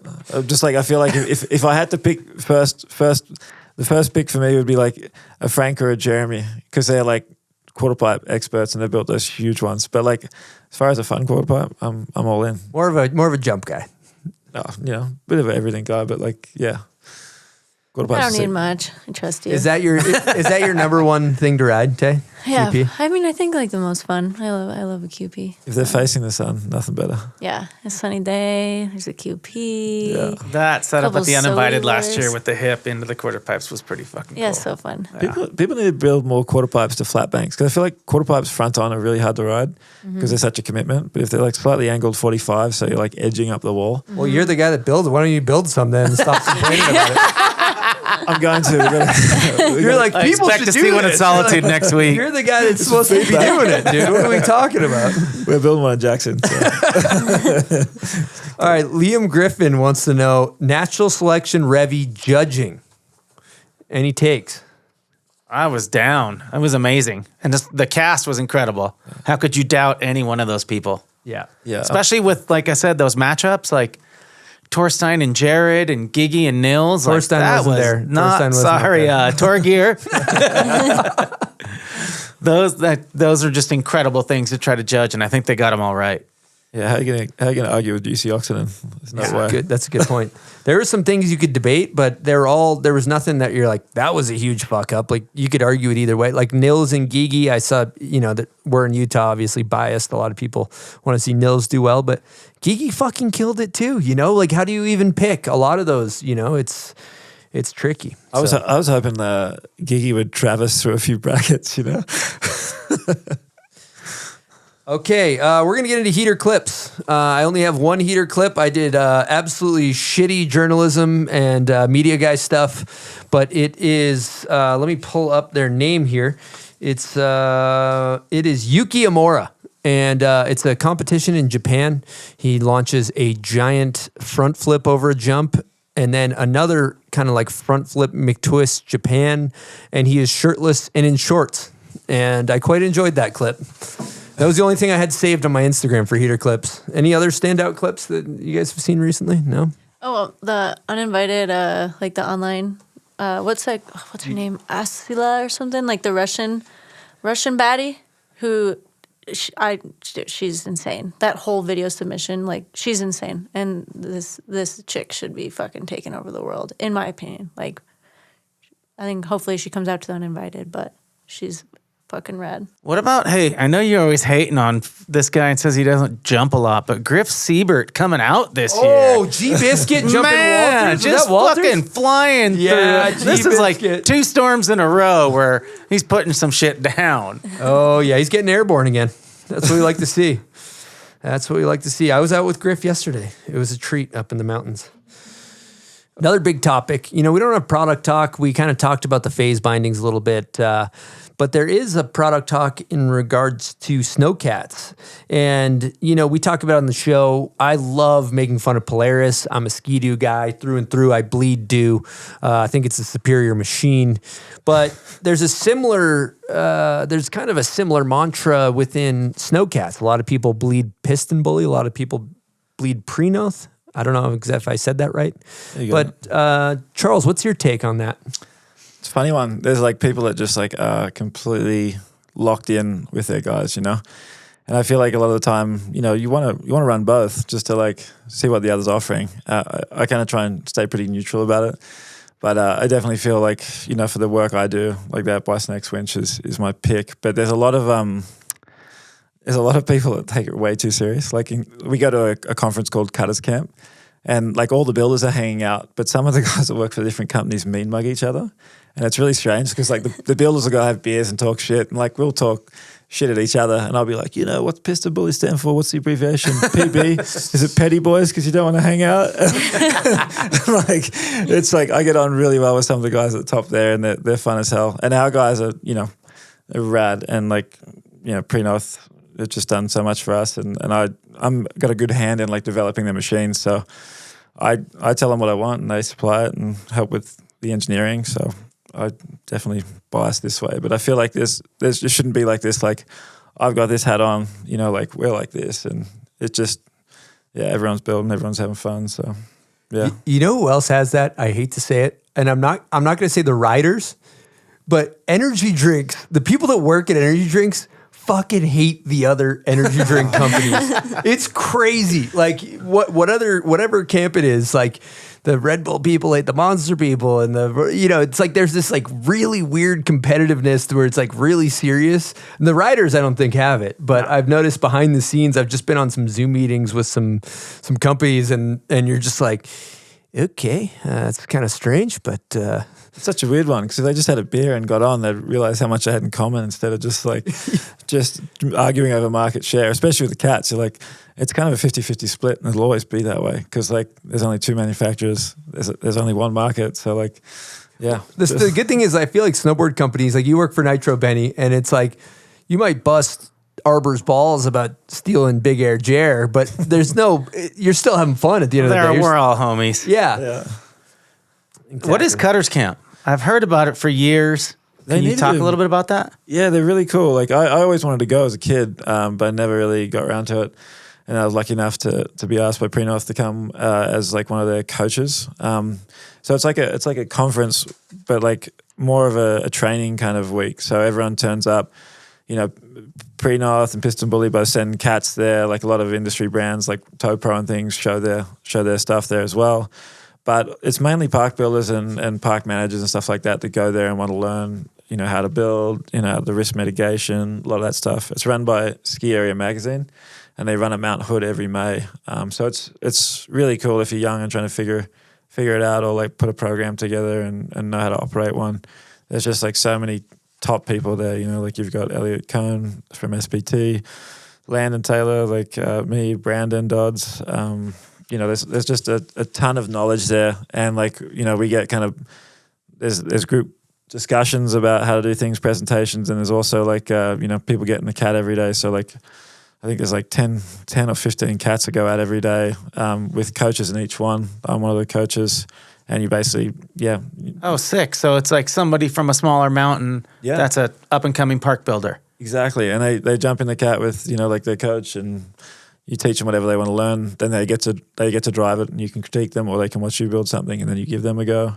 But it's a really cool kind of program, and it gets sold out in the first day every year pretty much. And is it Hood Meadows or Timberline? Timberline put it on, yeah. So like Logan and the crew up there doing an insane job of supporting this, and I think it's such a good thing, and there needs to be more of it to like teach the. And when you're done, do they leave all the features? No, that's the most disappointing thing. Yeah, what the fuck? Yeah, I know. I'm always like, we should just build a park there. That's where you should have that contest you were talking about with all these. Cutter's Camp, get two birds stoned at once. That'd be amazing. Because it's like this section. It's just like these big decks and landings. They get pre-pushed before we get there, and then we're just building wedges and flipping things. But like, it's just to go through the process. But it could be something cool right after the event, and it'd be cool for like the riders, like the builders, to ride their own shit as well and figure. You guys gotta have a competition. Could be Cutter's Camp Cup or something. Yeah, Cutter's Camp Cup. We could live stream it on the bomb hole. That'd be so sick. Who's gonna win that? I know, Charles, you're gonna be a force out there, but who else? What other cat drivers are throwing down? Elliott Cohn's one I've always looked up to. He's been a big inspiration. Brandon Dodds, obviously. There's a lot of good dudes kind of coming up. Jake Halverson as well. Like, not all these guys are at Cutter's Camp, but I don't know. There's random kids from random places that surprise you too. So is this pretty new? It's been around for years. Like ever since I started, like it was there, and I'd always wanted to go, but never really could afford it, I guess, or like because I was on back-to-back winters, it was tough. Yeah. But I mean, they book out so quick. There's such a demand that's like, but they're such a big, you've got all these cats and everything else there. It's kind of like a hard one to like do over a big period. So they just do one, sell it out, and are done. I can't believe you build them and don't hit it. Like that's fucking insane to me. Didn't they used to do that at Breck? Like Super Park? Didn't each mountain build features? Yeah, that was Super Park. Super Park. Yeah, that was all the Super Parks pretty much. Yeah, or the later ones. Breck was cool. Now they don't have a park, I heard, but Freeway, RIP. RIP. Next question. This is one for Charles. This is from IT104. Charles, also explain context just for the listeners, layman's. Yeah. Charles, what's your take on chainsaw cutting the whole jump or just the initial cut? I think chainsawing the whole jump's a waste of time. So just for clarity. When you build a jump, stack the snow and everything, backblade the takeoff, so you got the shape of it, and then you have to step it out. So like you cut away all the snow at the side to get that wall that everyone sees on the side of a jump, like a vert wall. A lot of the times people will run a chainsaw line and then like just so like the snow breaks away where it should, and you don't end up with like chunks popping out everywhere. The new cutting edges on both manufacturers' cats are like good enough to cut without a chainsaw line. If I'm just building public stuff and not photo shoot, I'll never use a chainsaw. But I just feel like chasing a line down is just like a shitload of work. So you're better off just getting the initial cut in with the chainsaw and then just like chasing it down with your blade. You got to be surgical with the blade, though. You got to be nice with it. That was a straight up insider question right there. That was insider. You know what's great about going to Supercross is like in between the motos, the guys in the skiddies are getting busy, like backblading the whoops and everything. I love watching the equipment operators. It kind of sucks for snowcats. You guys are like at night, nobody ever fucking sees you do anything. Too bad slope. You don't get to get in there and kind of get busy for a minute. Yeah, my best moments, no one sees. Yep. I just killed it. Nobody saw it. But we're gonna get to see you at Bombhole Cup this year. Big news here is it's been announced, but we're announcing it again. Charles will be building the jump for Bombhole Cup. Yeah, I'm excited. It'd be lovely to jam with those guys out there and build a jump that's size appropriate for myself. I'm coming for your jugular, Charles. I'm riding this year. Yeah, shit! Yeah. Yes. Hope you've been bagging, dude. Yeah, I'm coming to just elbows out, ready to throw down. What are we gonna see from you on this thing? Let's get a couple claims. Give me a couple claims on the jump. Oh, yeah. Just claim. Just right. like it's the couch. Like you're never gonna hit it. It's fine. I had a little bag sesh and I got a back roadie 5 nose and like underflips and cab underflips are all still there. So I'd like to X all those off. Are we maxing out at 7 or are we going bigger than 7? I think probably maxing at 7. It's a 35-foot jump probably. Okay. So I don't want to get too busy.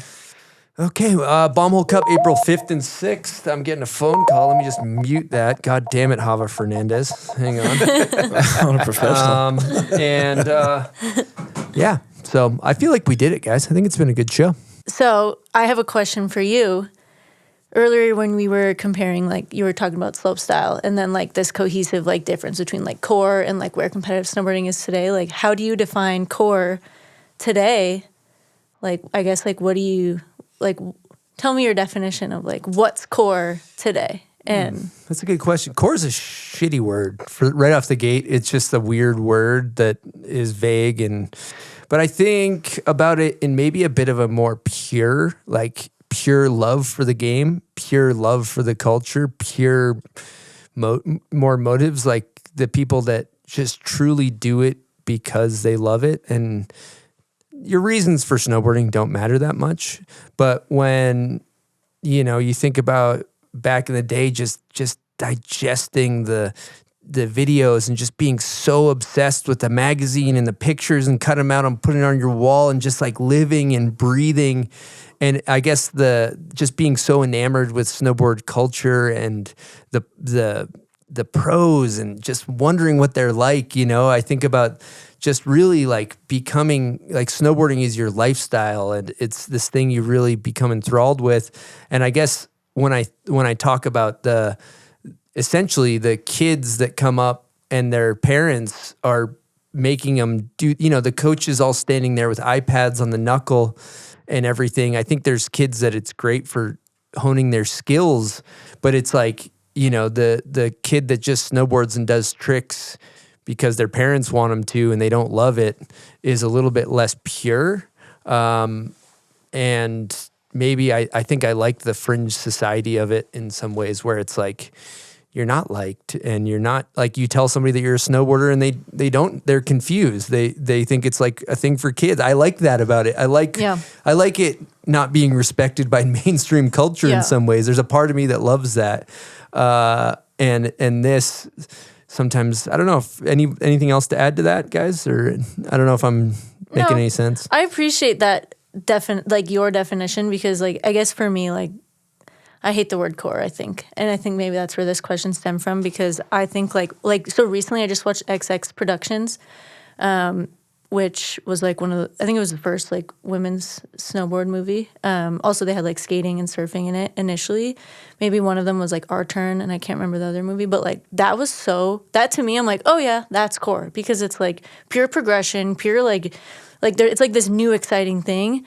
And so now I think today my issue with like this core thing is like it's so loosely thrown out there. Like it's like almost like core is like almost turning like toxic. Like there's so much ego in like this core ideology that annoys me. And maybe this is my take. Like, who am I? Maybe I'm like being jaded about it, but I think like it's turned from like what you're saying, like almost like now like the term core is so used to like define cool. And I think like if you're trying to define cool, like you've lost touch of what's cool. And like, is it a counterculture anymore when you're doing and looking exactly the same as like everyone else who's defining core? Like they're like, well, we're doing it differently. And I think like, so I don't know, like maybe that's my rabbit hole. Like I'm just like, I just think it's so loosely thrown around, and all these movies look so like, not all of them. A lot of the movies look so the same because they're all trying to create like what's been done. So like, where's the inspiration? Where's the real core of like, I want to see like someone like doing some crazy shit, wearing some crazy shit that like no one's doing. And it's almost like cookie cutter. Like core today is like almost cookie cutter to me. Yep. And I think it's boring. And it's like, be really core, like be fucking excited, like do something different. Like who fucking cares what that one person thinks, or like, I don't know. Rabbit hole. Keep going. Rabbit hole. I just think like if you're trying to be core, you're not core. Like fuck that. 100% agree. God, Like, you're fuck dropping that. some wisdom right now. I think Tank. like in the core culture too is where all the haters live. For sure. And air quote fuck core. the haters. Yeah, for sure. I like to talk about the unwritten rule book of snowboarding, right? And especially within street snowboarding, which is where I come from. And there's, the appropriate music you can use for your video. There's the appropriate clothing where your friends won't make fun of you. There's the appropriate tricks that are all, and what it does is it creates copycat culture where everybody's doing the same thing. And it's so refreshing. That's why I love Torstein's movie, for example. He's got like kaleidoscopes and it's like this totally different music. And it's like, you know what I mean? I'm saying like it's like such a creative risk. Look at Ethan Morgan's video. It's like anybody that is willing to take creative risk is refreshing. That's where you stand apart. Yeah, like Torstein's movie, and then you also got like Renee Renakangas. Like those are the things that stand out because they're not trying to follow anyone else. And I feel like some of the so-called core people, there's been a couple on the show for last year that I was like, fuck, it sounds exhausting trying to be that fucking cool all the time and wearing sunnies and shit in the studio. It's like, be yourself.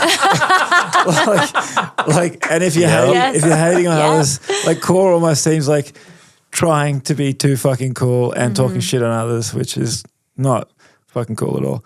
And like even with the coaches and the iPads and stuff, like the most core dude I think I know is like Danny Cass, and he's done it all. He hasn't been a jock. He's just a legend, and like he's up there at the top of the half pipe with an iPad. I would not call that guy, like a kook or anything. Like that's one of snowboarding's greats, and he's there giving back. Like I think like giving back, giving a shit. He doesn't have to. Like he's there for the love and like guiding the kids, and that to me is cool. Like sharing the love, sharing the passion, and like helping steward in the next generation. Damn. Yep. Tying it all full circle, Charles. That was beautiful. Too much coffee. Yeah.